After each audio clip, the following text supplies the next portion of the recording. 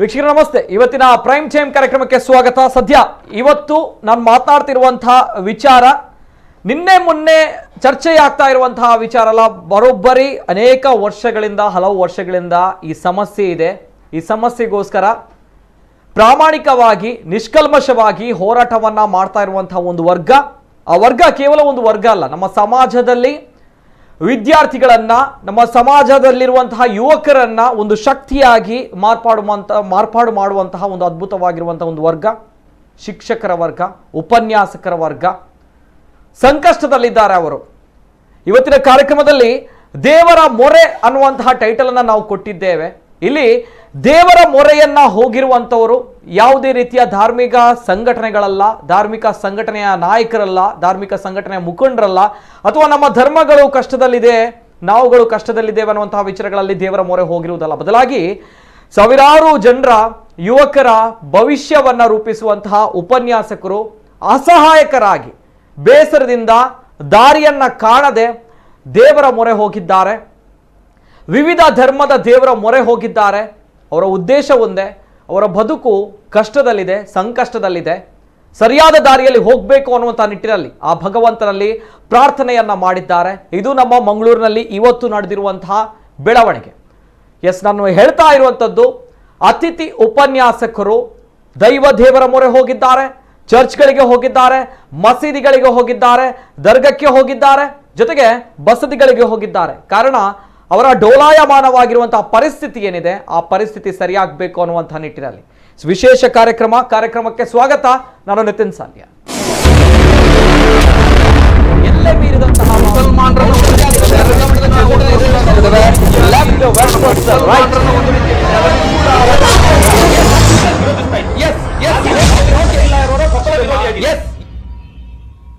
ಅನೇಕ ವರ್ಷಗಳಿಂದ ಅತಿಥಿ ಉಪನ್ಯಾಸಕರ ಸಮಸ್ಯೆ ಇತ್ತು. ಎಲ್ಲವೂ ಕೂಡ ಗೊತ್ತಿದೆ ತಮ್ಗಳಿಗೆ. ಅದರಲ್ಲೂ ಕೂಡ ಕೊರೋನಾ ಬಂದ ಮೇಲೆ ತಮ್ಗೆ ಗೊತ್ತಿರುವಂತಹ ವಿಚಾರ ಯಾವ ರೀತಿ ಇತ್ತು ಅನ್ನುವಂಥದ್ದು, ಅತಿಥಿ ಉಪನ್ಯಾಸಕರ ಕತೆ ಏನಾಯಿತು ಅನ್ನುವಂಥದ್ದು. ಅನೇಕ ಜನರು ಮಾನಸಿಕ ಖಿನ್ನತೆಗೊಳಗಾಗಿ ಆತ್ಮಹತ್ಯೆಯನ್ನ ಮಾಡಿಕೊಂಡ್ರು. ಕೆಲವರು ರೋಗಿಗಳಾಗಿ ಟ್ರೀಟ್ಮೆಂಟ್ಗೂ ಕೂಡ ಹಣ ಇಲ್ಲದೆ ಅಸುನುಗಿದವರು ಕೂಡ ಇದ್ದಾರೆ. ಜೊತೆಗೆ ಉಪನ್ಯಾಸಕರಾಗಿದ್ರೂ ಕೂಡ ಉಪನ್ಯಾಸಕ ವೃತ್ತಿಯನ್ನು ನಾವು ಯಾಕೆ ತೆಗೆದುಕೊಂಡ್ವಿ, ಇದು ನಮಗೆ ಶಾಪವ ಅನ್ನುವಂತಹ ಒಂದು ಪ್ರಶ್ನೆಯನ್ನ ಮಾಡಿದಂತಹ ಅದೆಷ್ಟೋ ಪ್ರತಿಭಾವಂತ ಉಪನ್ಯಾಸಕರು ಕೂಡ ನಮ್ಮ ಕಣ್ಣ ಮುಂದೆ ಇದ್ರು. ಅವರೆಲ್ಲರೂ ಕೂಡ ಈ ವೃತ್ತಿಯೇ ಸಾಕಪ್ಪ ಅಂತ ಹೇಳಿ ತರಕಾರಿಯನ್ನ, ಮೀನು ಮಾರಾಟ ಮಾಡುವಂಥದ್ದನ್ನ, ಚಹಾ ಮಾಡುವಂಥದ್ದನ್ನ, ಇನ್ನಿತರ ವೃತ್ತಿಗಳನ್ನ ಮಾಡುವಂತಹ ಪರಿಸ್ಥಿತಿಗೆ ನಮ್ಮ ಸರ್ಕಾರ ಅವರನ್ನ ತಂದು ನಿಲ್ಲಿಸಿದೆ ಅನ್ನುವಂಥದ್ದು ಕೂಡ ವಿಪರ್ಯಾಸ, ಖೇದಕರವಾಗಿರುವಂತಹ ಸಂಗತಿ. ಒನ್ಸ್ ಅಗೇನ್ ಮತ್ತೊಮ್ಮೆ ಅವರು ಅಸಹಾಯಕತೆಯನ್ನು ಪ್ರದರ್ಶನ ಮಾಡಿದ್ದಾರೆ. ಬರೋಬ್ಬರಿ ಒಂದು ತಿಂಗಳಿನಿಂದ ಅವರ ಹೋರಾಟ, ಪ್ರತಿಭಟನೆ, ಅಸಹಾಯಕತೆ ಆಗ್ತಾಲೇ ಇದೆ. ಇವತ್ತು ಮಂಗಳೂರಿನಲ್ಲಿ ದೇವರ ಮೊರೆಯನ್ನ ಹೋಗಿದ್ದಾರೆ. ಯಾವ ರೀತಿ ಇತ್ತು ಅವರ ಪ್ರತಿಭಟನೆ, ಅವರ ಅಸಹಾಯಕತೆ ನೋಡ್ಕೊಂಬ. ದಾರಿ ಕಾಣದೆ ದೇವರ ಮೊರೆ ಹೋದ ಅತಿಥಿ ಉಪನ್ಯಾಸಕರು. ಸೇವಾ ಭದ್ರತೆ ಇಲ್ಲದೆ ಸಂಕಷ್ಟ ಅನುಭವಿಸುತ್ತಿರುವ ಉಪನ್ಯಾಸಕರು. ದಕ್ಷಿಣ ಕನ್ನಡ ಜಿಲ್ಲೆಯ ಅತಿಥಿ ಉಪನ್ಯಾಸಕರ ಹಿತರಕ್ಷಣಾ ಸಮಿತಿಯ ವತಿಯಿಂದ ಕರ್ನಾಟಕ ರಾಜ್ಯ ಸರ್ಕಾರಿ ಪ್ರಥಮ ದರ್ಜೆ ಕಾಲೇಜುಗಳ ಅತಿಥಿ ಉಪನ್ಯಾಸಕರ ಸೇವಾ ಭದ್ರತೆ ಹಾಗೂ ವಿವಿಧ ಬೇಡಿಕೆಗಳ ಈಡೇರಿಕೆಗೆ ಆಗ್ರಹಿಸಿ ದೇವರ ಮೊರೆ ಹೋಗುವ ಕಾರ್ಯಕ್ರಮವನ್ನು ಹಮ್ಮಿಕೊಳ್ಳ ಸರ್ಕಾರದ ಮನಮುಟ್ಟಲು ಮಂಗಳೂರಿನಲ್ಲಿ ದೇವಸ್ಥಾನ, ದರ್ಗಾ, ಚರ್ಚ್, ಬಸದಿಗೆ ಪ್ರಾರ್ಥನೆ. ಕಳೆದ 30 ದಿನಗಳಿಂದ ಮುಷ್ಕರ, ಜಾಥಾ, ಪ್ರತಿಭಟನೆ, ತರಗತಿ ಬಹಿಷ್ಕಾರ ನಡೆಸಿ ಸರ್ಕಾರವನ್ನ ಹಲವಾರು ಬಾರಿ ಒತ್ತಾಯಿಸಿದ್ರೂ ಸ್ಪಂದಿಸದೇ ಇರುವ ಕಾರಣ ದಕ್ಷಿಣ ಕನ್ನಡ ಜಿಲ್ಲೆಯ ಸಮಸ್ತ ಅತಿಥಿ ಉಪನ್ಯಾಸಕರ ವತಿಯಿಂದ ಧಾರ್ಮಿಕ ಕ್ಷೇತ್ರಗಳಲ್ಲಿ ಪ್ರಾರ್ಥನೆಗಳ ಮೂಲಕ ಸರ್ಕಾರಕ್ಕೆ ಮನದಟ್ಟು ಮಾಡುವಂತೆ ಪ್ರೇರೇಪಿಸಲು ಪುತ್ತೂರು ಶ್ರೀ ಮಹಾಲಿಂಗೇಶ್ವರ ದೇವಸ್ಥಾನದ ದೇವರ ಸನ್ನಿಧಿಯಲ್ಲಿ ಪೂಜೆಯನ್ನು ಸಲ್ಲಿಸಲಾಯಿತು. ನಂತರ ಕುತ್ತಾರು ಶ್ರೀ ಕೊರಗಜ್ಜ ಕ್ಷೇತ್ರದಲ್ಲಿ ಸಾಮೂಹಿಕ ಪ್ರಾರ್ಥನೆ ಸಲ್ಲಿಸಿ ಸೇವಾ ಭದ್ರತೆ ಈಡೇರದೇ ಇದ್ದಲ್ಲಿ ಹರಕೆಯ ಕೋಲ ನೀಡುವ ಸಂಕಲ್ಪವನ್ನ ಮಾಡಲಾಯಿತು. ಅಂದ್ರೆ ನಾವು ಈಗಿನ ಈ ದೇಶದ ಜನತೆಯನ್ನ, ಅಂದ್ರೆ ಯುವಕ ಯುವತಿಯರನ್ನ ನಾವು ಪ್ರಜ್ಞಾವಂತ, ವಿದ್ಯಾವಂತ ಪ್ರಜೆಗಳನ್ನಾಗಿ ಮಾಡಿ ದೇಶಕ್ಕೆ ಕೊಡುಗೆಗಳನ್ನಾಗಿ ನೀಡಬೇಕಾದಂತಹ ಉಪನ್ಯಾಸಕರು. ಆದರೆ ನಾವೇ ಬೀದಿಗಿಳಿದು ನಮ್ಮ ಒಂದು ಸುರಕ್ಷತೆಗೋಸ್ಕರ, ನಮ್ಮ ಒಂದು ಉಳಿತಿಗೋಸ್ಕರ ನಾವು ಬೀದಿಗಿಳಿಯುವ ನಡೆಯುವಂತಹ ಪರಿಸ್ಥಿತಿ ಬಂದುಬಿಟ್ಟಿದೆ. ನಮಗೆ ಮುಖ್ಯವಾಗಿ ಏನು ಇವತ್ತಿಂದ ನಾಳೆಗೆ ನಮಗೆ ಕೆಲಸ ಇದೆ ಅನ್ನುವಂತಹ ಧೈರ್ಯ ನಮಗೆ ಯಾರಿಗೂ ಇಲ್ಲ. ಸರಿಯಾದ ರೀತಿಯ ಸಂಬಳ ಇಲ್ಲ. ಹೆಚ್ಚು ಕಡಿಮೆ 8-9 ತಿಂಗಳಿನವರೆಗೆ ನಮಗೆ ಸ್ಯಾಲರಿ ಸಿಗ್ತಾ ಇತ್ತು. ಇನ್ನು ಈಗ 1-2 ವರ್ಷಗಳಿಂದ 2-3 ತಿಂಗಳು ಒಂದು ಸೆಮೆಸ್ಟರ್ನಲ್ಲಿ ಸ್ಯಾಲರಿ ಬರುವಂತಹ ಪರಿಸ್ಥಿತಿಯಾಗಿದೆ. ಅದು ಕೂಡ ಯಾವಾಗೋ ಬರುವಂತಹದ್ದು. ಇಂತಹ ಹಲವಾರು ಸಮಸ್ಯೆಗಳಿವೆ. ನಾವೀಗ ಎಲ್ಲ ಅತಿಥಿ ಉಪನ್ಯಾಸಕರು ದಕ್ಷಿಣ ಕನ್ನಡ ಜಿಲ್ಲೆಯಿಂದ ಇಲ್ಲಿ ನಾವೆಲ್ಲ ಸೇರಿಕೊಂಡಿದ್ದೇವೆ. ಇಲ್ಲಿ ನಮ್ಮ ಮುಖ್ಯ ಉದ್ದೇಶ ಅಂದರೆ ನಮ್ಮ ಸೇವಾ ಭದ್ರತೆ ಬೇಕು, ನಮಗೆ ಖಾಯಮಾತಿ ಬೇಕು, ಹಾಗೆಯೇ 12 ತಿಂಗಳು ಕೂಡ ನಮಗೆ ಸಂಬಳ ಬರಬೇಕು ಅಂತ ಹೇಳುವಂಥದ್ದು ನಮ್ಮ ಒಕ್ಕರಲಿನ ಒಂದು ಆಶಯ ಆಗಿದೆ. ಅತಿಥಿ ಉಪನ್ಯಾಸಕರಿಂದ ಹರಕೆಯ ಕೋಲ ನೀಡುವ ಸಂಕಲ್ಪ. ಉಳ್ಳಾಲದ ಪವಿತ್ರ ದರ್ಗಾದಲ್ಲಿ ಸೇವಾ ಭದ್ರತೆಗಾಗಿ ಪ್ರಾರ್ಥನೆ ಮಾಡಿ ದರ್ಗಾದ ಅಧ್ಯಕ್ಷರ ಮೂಲಕ ಒತ್ತಾಯಿಸಿ ಮನವಿಯನ್ನ ನೀಡಲಾಯಿತು. ನಂತರ ಉಳ್ಳಾಲ ರಾಣಿ ಅಬ್ಬಕ್ಕನ ಆರಾಧನೆಯ ಪಾರ್ಶ್ವನಾಥ ಸ್ವಾಮಿ ಬಸದಿಯಲ್ಲಿ ಕೈ ಮುಗಿಯಲಾಯಿತು. ಅಲ್ಲಿಂದ ಮಂಗಳೂರಿನ ಧರ್ಮ ಪ್ರಾಂತ್ಯದ ಬಿಷಪ್ ನಿವಾಸದ ಚಾಪಲ್ನಲ್ಲಿ ಪ್ರಾರ್ಥನೆ ಸಲ್ಲಿಸಿ ಅಲ್ಲಿನ ಸಾರ್ವಜನಿಕ ಸಂಪರ್ಕ ಅಧಿಕಾರಿಯವರ ಮೂಲಕ ಮನವಿಯನ್ನ ಸಲ್ಲಿಸಲಾಯಿತು. ಕಾರ್ಯಕ್ರಮದ ಕೊನೆಯಲ್ಲಿ ಕಾಲೇಜು ಶಿಕ್ಷಣ ಇಲಾಖೆಯ ಮಂಗಳೂರು ಪ್ರಾದೇಶಿಕ ಕಚೇರಿಯ ಜಂಟಿ ನಿರ್ದೇಶಕರ ಮೂಲಕ ಮನವಿ ಸಲ್ಲಿಸಿ ಒತ್ತಾಯಿಸಲಾಯಿತು. ಈ ಸಂದರ್ಭ ಜಿಲ್ಲಾಧ್ಯಕ್ಷರಾದ ಧೀರಜ್ ಕುಮಾರ್, ಉಪಾಧ್ಯಕ್ಷರುಗಳಾದ ಗೋಪಾಲಕೃಷ್ಣ, ಹೇಮಚಂದ್ರ, ವಿನೋದ, ವಸಂತ್ ಕುಮಾರ್, ಕಾರ್ಯದರ್ಶಿಗಳಾದ ಮಹಾಂತೇಶ್, ರಾಜೇಶ್, ಶಾಂತಿ ಹಾಗೂ ಇತರ 80ಕ್ಕೂ ಹೆಚ್ಚು ಅತಿಥಿ ಉಪನ್ಯಾಸಕರು ಪಾಲ್ಗೊಂಡು ಈಗ 1 ತಿಂಗಳು ನಡೀತಾ ಇದೆ. ನೀವು ನಮ್ಮನ್ನ ಸೇವಾ ಸಕ್ರಮತೆ ಅಥವಾ ಸೇವಾ ಭದ್ರತೆಯನ್ನು ನೀಡಲಿಲ್ಲ ಅಂತಂದ್ರೆ ಇದೇ ರೀತಿಯ ಮುಷ್ಕರ 3 ತಿಂಗಳಾದ್ರೂ ಕೂಡ ಆಗ್ಬೋದು, 6 ತಿಂಗಳಾದ್ರೂ ಕೂಡ ಆಗ್ಬೋದು ಅಂತ ಹೇಳ್ತೇವೆ. ವಿದ್ಯಾರ್ಥಿಗಳ ಹಿತದೃಷ್ಟಿಯಿಂದ ನಾವು ಕೇಳ್ತಾ ಇದ್ದೇವೆ, ಎಲ್ಲ ಇರುವಂತಹ ಅತಿಥಿ ಉಪನ್ಯಾಸಕರಿಗೂ ಅನುಕೂಲ ಮಾಡಿಕೊಟ್ಟು ವಿದ್ಯಾರ್ಥಿಗಳಿಗೂ ಸಹ ಅನುಕೂಲ ಮಾಡಿಕೊಡ್ಬೇಕು ಅಂತ ಹೇಳಿ ಕೇಳ್ಕೊಡ್ತಾ ಇದ್ದೇವೆ. ನಾವು ಇರುವಂಥದ್ದು ಬರೀ 14,200 ಉಪನ್ಯಾಸಕರು, ಅತಿಥಿ ಉಪನ್ಯಾಸಕರು ಅಷ್ಟೇ ಅಲ್ಲ, ಇಡೀ ಫ್ಯಾಮಿಲಿ ಆಗಿರ್ಬೋದು, ನಮ್ಮ ಸಪೋರ್ಟ್ಗೆ ಅಂತೇಳಿ ವಿದ್ಯಾರ್ಥಿಗಳಾಗಿರ್ಬೋದು ಎಲ್ಲರೂ ಕೂಡ ಇದ್ದಾರೆ. ಹಾಗಾಗಿ ಸರ್ಕಾರಕ್ಕೆ ಕೇಳಿಕೊಳ್ಳೋದೇನು ಅಂತಂದರೆ ನಮಗೆ ಸೇವಾ ಭದ್ರತೆ ಅಥವಾ ಸೇವಾ ವಿಲೀನತೆಯನ್ನು ಕೊಟ್ಟರೆ ಕೊಡಿ, ಇಲ್ಲ ಅಂತಂದರೆ ನಮಗೆ ದಯಾಮರಣವನ್ನು ಕೊಡಿ. ಹಾಗಾಗಿ ನಾವು ಯಾವುದೇ ರೀತಿಯ ಮುಷ್ಕರವನ್ನು ಕೈ ಬಿಡೋದಿಲ್ಲ. ನಮಗೆ ಆದೇಶ ಇದು ನಮ್ಗಳಿಗೆ ದಯಾಮರಣವನ್ನ ಕೊಡಿ ಅನ್ನುವಂಥದ್ದು ಅನೇಕ ವಿದ್ಯಾರ್ಥಿಗಳ ಯುವಕರ ಭವಿಷ್ಯವನ್ನು ರೂಪಿಸುವಂತಹ ಉಪನ್ಯಾಸಕರು, ಅತಿಥಿ ಉಪನ್ಯಾಸಕರು ಹೇಳಿರುವಂತಹ ಮಾತುಗಳು ಕೇಳ್ಪಟ್ರಿ. ಇದು ನಮ್ಮ ಸರ್ಕಾರ ಅವರುಗಳನ್ನು ನಡೆಸಿಕೊಂಡಿರುವಂತಹ ರೀತಿಯು ಕೂಡ ವಿಷಾದನೀಯ, ವಿಪರ್ಯಾಸವೂ ಕೂಡ ಹೌದು. ಇದು ಹಲವು ವರ್ಷಗಳಿರುವಂತಹ ಸಮಸ್ಯೆ. ಅದರಲ್ಲೂ ಕೂಡ ಕೊರೋನಾ ಬಂದ ಮೇಲೆ ಈ ಸಮಸ್ಯೆಗಳು ಡಬಲ್ ಆಗಿದೆ. ಗೊತ್ತಿದೆ ಹೇಗಿದೆ ನಮ್ಮ ಜೀವನ ಅನ್ನುವಂಥದ್ದು. ಇವರಿಗೆ ಸಿಗ್ತಾ ಇರುವಂತಹ ಸಂಬಳ, ಆ ಸಂಬಳವೂ ಕೂಡ ಸರಿಯಾಗಿರುವಂತಹ ಸಮಯಕ್ಕೆ ಸಿಕ್ಕದೇ ಇರುವಂಥದ್ದು, ಇನ್ನೂ ಕೂಡ ಹಲವು ತಿಂಗಳುಗಳ ಸಂಬಳವನ್ನ ಕೊಡದೇ ಇರುವಂಥದ್ದು. ಇವೆಲ್ಲದರ ನಡುವೆ ತಮ್ಮ ಸೇವಾ ಭದ್ರತೆ ಜೊತೆಗೆ ಸಂಬಳದ ವಿಚಾರಕ್ಕಾಗಿ ತಮ್ಮ ಬದುಕನ್ನು ಕೂಡ ಬದುಕಲಿಕ್ಕೆ ಬಿಡಿ ಅನ್ನುವಂತಹ ನಿಟ್ಟಿನಲ್ಲಿ ಅಸಹಾಯಕತೆಯಿಂದ ಇವರು ಪ್ರತಿಭಟನೆಯನ್ನ ಮಾಡಿದ್ದಾರೆ. ಅನೇಕ ಪ್ರತಿಭಟನೆ ಆಯಿತು, ಬರೋಬ್ಬರಿ 1 ತಿಂಗಳುಗಳಿಂದ ಮಾಡ್ತಾ ಇದ್ದಾರೆ ಇವರುಗಳು. ಆದರೆ ಯಾವುದೇ ರೀತಿಯ ರಿಸಲ್ಟ್ ಆಗಿರ್ಬೋದು ಸರ್ಕಾರದಿಂದ ಸಿಗ್ತಾ ಇಲ್ಲ. ಹಾಗಾಗಿ ನೇರವಾಗಿ ನಮ್ಮ ಕಣ್ಣಿಗೆ ಕಾಣುವಂತಹ ದೇವರು ಅಥವಾ ನಮ್ಮ ನಂಬಿಕೆ, ಹಾಗಾಗಿ ದೇವರ ಮೊರೆ ಹೋಗಿದ್ದಾರೆ. ಮಾತಾಡಬೇಕು ಹಲವು ವಿಚಾರಗಳ ಬಗ್ಗೆ. ಜೊತೆಗೆ ಉಡುಪಿಯಲ್ಲೂ ಕೂಡ ವಿಭಿನ್ನವಾಗಿ ಪ್ರತಿಭಟನೆಯನ್ನ ನಡೆಸಿದ್ದಾರೆ ಅತಿಥಿ ಉಪನ್ಯಾಸಕರು. ಎಲ್ಲ ವಿಚಾರದ ಬಗ್ಗೆ ಮಾತಾಡ್ತೇನೆ. ನಮ್ಮ ಜೊತೆ ಗಣ್ಯ ವ್ಯಕ್ತಿಗಳು ಕಾರ್ಯಕ್ರಮದಲ್ಲಿ ಜಾಯಿನ್ ಆಗಿದ್ದಾರೆ. ಆತ್ಮೀಯವಾಗಿರುವಂತಹ ಸ್ವಾಗತವನ್ನ ಮಾಡ್ತಾ ಇದ್ದೇನೆ. ಮೊದಲನೇದಾಗಿ ದಕ್ಷಿಣ ಕನ್ನಡ ಜಿಲ್ಲೆ ಇದರ ಅಧ್ಯಕ್ಷರು, ಅತಿಥಿ ಉಪನ್ಯಾಸಕರ ಹಿತರಕ್ಷಣಾ ಸಮಿತಿ, ಆತ್ಮೀಯವಾಗಿರುವಂತಹ ಸ್ವಾಗತ ಧೀರಜ್ ಕುಮಾರ್ ಅವರು ನಮ್ಮ ಜೊತೆ ಇದ್ದಾರೆ. ಆತ್ಮೀಯವಾಗಿರುವಂತಹ ಸ್ವಾಗತ ಸರ್ ತಮಗೆ. ನಮಸ್ತೆ. ನಮಸ್ತೆ ಸರ್. ಅದೇ ರೀತಿ ನಮ್ಮ ಜೊತೆ ಪ್ರಧಾನ ಕಾರ್ಯದರ್ಶಿ, ಅತಿಥಿ ಉಪನ್ಯಾಸಕರ ಹಿತರಕ್ಷಣಾ ಸಮಿತಿ ದಕ್ಷಿಣ ಕನ್ನಡ ಜಿಲ್ಲೆ ಮಹಾಂತೇಶ್ ದಿಡ್ಡಿಮನಿ, ಆತ್ಮೀಯವಾಗಿರುವಂತಹ ಸ್ವಾಗತ ಸರ್ ತಮಗೆ. ನಮಸ್ಕಾರ. ಅದೇ ರೀತಿ ನಮ್ಮ ಜೊತೆ ಶಕುಂತಲಾ ಡಿ, ಮಹಿಳಾ ಅತಿಥಿ ಉಪನ್ಯಾಸಕರು, ಸರ್ಕಾರಿ ಪ್ರಥಮ ದರ್ಜೆ ಕಾಲೇಜು ಮಂಗಳೂರು, ಆತ್ಮೀಯವಾಗಿರುವಂತಹ ಸ್ವಾಗತ ಮೇಡಮ್ ತಮಗೆ. ನಮಸ್ತೆ. ನಮಸ್ತೆ. ಅದೇ ರೀತಿ ನಮ್ಮ ಜೊತೆ ನೇರವಾಗಿ ಉಡುಪಿಯಿಂದ ಡಾಕ್ಟರ್ ಶಹೀದಾ ಜಹಾನ್, ಅಧ್ಯಕ್ಷರು, ಉಡುಪಿ ಜಿಲ್ಲೆ ಅತಿಥಿ ಉಪನ್ಯಾಸಕರ ಹಿತರಕ್ಷಣಾ ಸಮಿತಿ, ಆತ್ಮೀಯವಾಗಿರುವಂತಹ ಸ್ವಾಗತ ಮೇಡಮ್ ತಮಗೆ. ನಮಸ್ತೆ ಮೇಡಮ್. 4 ಗಣ್ಯ ವ್ಯಕ್ತಿಗಳು ಕಾರ್ಯಕ್ರಮದಲ್ಲಿ ಜಾಯಿನ್ ಆಗಿದ್ದಾರೆ. ಮಾತಾಡಬೇಕು ಸದ್ಯದ ಪರಿಸ್ಥಿತಿ, ಜೊತೆಗೆ ಅವರು ಎದುರಿಸ್ತಾ ಇರುವಂತಹ ಸಮಸ್ಯೆಗಳ ಬಗ್ಗೆ, ಜೊತೆಗೆ ಉಡುಪಿಯಲ್ಲೂ ಕೂಡ ಅತಿಥಿ ಉಪನ್ಯಾಸಕರು ಗುರುವಾರದ ದಿನದಂದು ಪ್ರತಿಭಟನೆ ನಡೆಸಿದ್ರು. ಯಾವ ರೀತಿ ಅಂತ ಹೇಳಿದ್ರೆ, ಸಿಎಂ ಬಸವರಾಜ ಬೊಮ್ಮಾಯಿ ಅವರ ಮುಖವಾಡವನ್ನು ಧರಿಸಿ, ಅಶ್ವತ್ಥ ನಾರಾಯಣ ಅವರ ಮುಖವಾಡವನ್ನ ಧರಿಸಿ ಬೂಟ್ಗಳನ್ನ ಪಾಲಿಶ್ ಮಾಡಿದ್ರು, ಚಹಾವನ್ನ ಮಾಡಿದ್ರು. ಯಾಕೆ ಅಂತ ಹೇಳಿದ್ರೆ ಬೇರೆ ವಿಧಿ ಇಲ್ಲ ಇವರುಗಳಿಗೆ. ಸಂಬಳ ಸರಿ ಆಗ್ತಾ ಇಲ್ಲ, ಜೀವನ ಏನು ಅಂತ ಗೊತ್ತಿಲ್ಲ. ಈ ವೃತ್ತಿಯನ್ನು ತೆಗೆದುಕೊಂಡಿರುವಂತದ್ದು ಪಾಪ ಮಾಡಿದ್ವಾ ಅನ್ನುವಂತಹ ಮಟ್ಟಿಗೆ ಇವರುಗಳು ಬೆಳೆದು ನಿಂತಿದ್ದಾರೆ ಅಂತ ಬಂದಾಗ ಇವರುಗಳ ಸಮಸ್ಯೆ ತುಂಬಾ ದೊಡ್ಡದಿದೆ. ಉಡುಪಿಯಲ್ಲೂ ಕೂಡ ಪ್ರತಿಭಟನೆ ಮಾಡಿದ್ದಾರೆ. ಯಾವ ರೀತಿ ಇತ್ತು ಪ್ರತಿಭಟನೆ ಒಂದ್ಸಲ ನೋಡಿ. ಉಡುಪಿಯಲ್ಲೂ ಸರ್ಕಾರಿ ಪದವಿ ಪೂರ್ವ ಕಾಲೇಜುಗಳ ಅತಿಥಿ ಉಪನ್ಯಾಸಕರ ಪ್ರತಿಭಟನೆ. ವಿವಿಧ ಬೇಡಿಕೆ ಈಡೇರಿಸಲು ಸರ್ಕಾರಕ್ಕೆ ಆಗ್ರಹಿಸಿದ ಉಪನ್ಯಾಸಕರು. ಉಡುಪಿ ಜಿಲ್ಲೆಯ ಸರ್ಕಾರಿ ಪದವಿ ಪೂರ್ವ ಕಾಲೇಜುಗಳ ಅತಿಥಿ ಉಪನ್ಯಾಸಕರ ರಾಜ್ಯ ಹಿತರಕ್ಷಣಾ ಸಮಿತಿಯ ನೇತೃತ್ವದಲ್ಲಿ ವಿವಿಧ ಬೇಡಿಕೆಗಳ ಈಡೇರಿಕೆಗೆ ಆಗ್ರಹಿಸಿ ಮತ್ತೊಮ್ಮೆ ಪ್ರತಿಭಟಿಸಿದ್ದಾರೆ. ಬೂಟ್ ಪಾಲಿಶ್ ಚಾ ಮಾರುವ ಮೂಲಕ ಪ್ರತಿಭಟನಾಕಾರರ ಆಕ್ರೋಶ. ತುಂಬ ವರ್ಷಗಳಿಂದ ಅಜ್ಜರಕಾಡು ಕಾಲೇಜಲ್ಲಿ ವರ್ಕ್ ಮಾಡ್ತಾ ಇದ್ದೀನಿ. ನಾನು actually BBA, MCom, MPhil, MBA, PhD ಮಾಡಿಕೊಂಡು ತುಂಬ ವರ್ಷಗಳಿಂದ ಅಲ್ಲೇ ಇದ್ದೇನೆ. ನಮಗೇನೂ ಒಂದಿಷ್ಟು ವರ್ಷ ಮಾಡೋದು ಸಹ ಎಷ್ಟು ನಾವು ಒಂದು ಯಾರ ಜೊತೆನಾದರೂ ಆಗಲಿ ಯಾರಿದ್ರಾಗಲಿ ಅವ್ರ ಎಷ್ಟೊಂದು ಪ್ರೀತಿ ಹೊಂದಾಣಿಕೆ, ಒಂದು ಪ್ರೀತಿ ವಿಶ್ವಾಸ ಎಲ್ಲ ಹತ್ರನೂ ಹೊಂದ್ಕೊಂಡು ಹೋಗಿ ಎಲ್ಲ ಚೆನ್ನಾಗಿದ್ದಾಗೂ ನಮಗೆ ಯಾಕೆ ನಮ್ಗೆ ನಾವೇನ್ರಲ್ಲಿ ಕಡಿಮೆ ಆಗಿದ್ದೀವಿ ಅನ್ನೋದು ನನಗೆ ಅದು ನಾನು ಏನರಲ್ಲಿ ಕಡಿಮೆ ಇದ್ದೀನಿ ಅಂತ ನಾನು ಹುಡ್ಕೊಂಡು ದಿನ ನಾನು ಹುಡ್ಕೊಂಡು ಹೋಗಬೇಕಾಗಿರುತ್ತೆ. ಆ ಥರ ಏನಾಗುತ್ತೆ ಅಂದರೆ ಸರ್, ಈಗ ನಾವು ಒಂದು ಎಲ್ಲರ ಹತ್ರ ಚೆನ್ನಾಗಿರ್ತೀವಲ್ಲ, ನಮ್ಗೆ ಯಾಕೆ ಒಳ್ಳೇದಾಗ್ತಾ ಇಲ್ಲ ನಮ್ಮಲ್ಲಿ ಏನು ದೋಷ ಇದೆ ಅಂತ ಅನ್ನೋದೊಂದು ಪ್ರಶ್ನೆ ಉದ್ಭವ ಆಗುತ್ತೆ.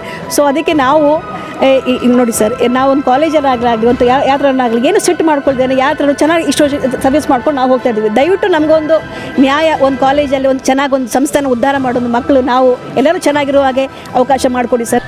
ನಗರದ ಅಜ್ಜರಕಾಡುವಿನಲ್ಲಿರುವ ಹುತಾತ್ಮ ಸೈನಿಕರ ಸ್ಮಾರಕದ ಮುಂಭಾಗ ಸಿಎಂ ಬಸವರಾಜ ಬೊಮ್ಮಾಯಿ, ಸಚಿವ ಅಶ್ವಥ್ ನಾರಾಯಣ ಮುಖವಾಡ ಧರಿಸಿ ಪ್ರತಿಭಟನೆ ನಡೆಸಿದ ಉಪನ್ಯಾಸಕರು ಸ್ಥಳದಲ್ಲೇ ಬೂಟ್ ಪಾಲಿಶ್ ಮಾಡಿ ಚಹಾ ಮಾರಿ ತಮ್ಮ ಆಕ್ರೋಶ ವ್ಯಕ್ತಪಡಿಸಿದರು. ಈ ವೇಳೆ ಪ್ರತಿಭಟನೆ ಉದ್ದೇಶಿಸಿ ಮಾತನಾಡಿದ ಪ್ರತಿಭಟನಾಕಾರರು, ಜಿಲ್ಲೆಯಲ್ಲಿ ನೂರಾರು ವಿದ್ಯಾವಂತರು ಅರೆಕಾಲಿಕ ಉಪನ್ಯಾಸಕರಾಗಿ, ಅತಿಥಿ ಉಪನ್ಯಾಸಕರಾಗಿ ನೇಮಕಗೊಂಡು ಕಾರ್ಯನಿರ್ವಹಿಸುತ್ತಾ ಇದ್ದೇವೆ.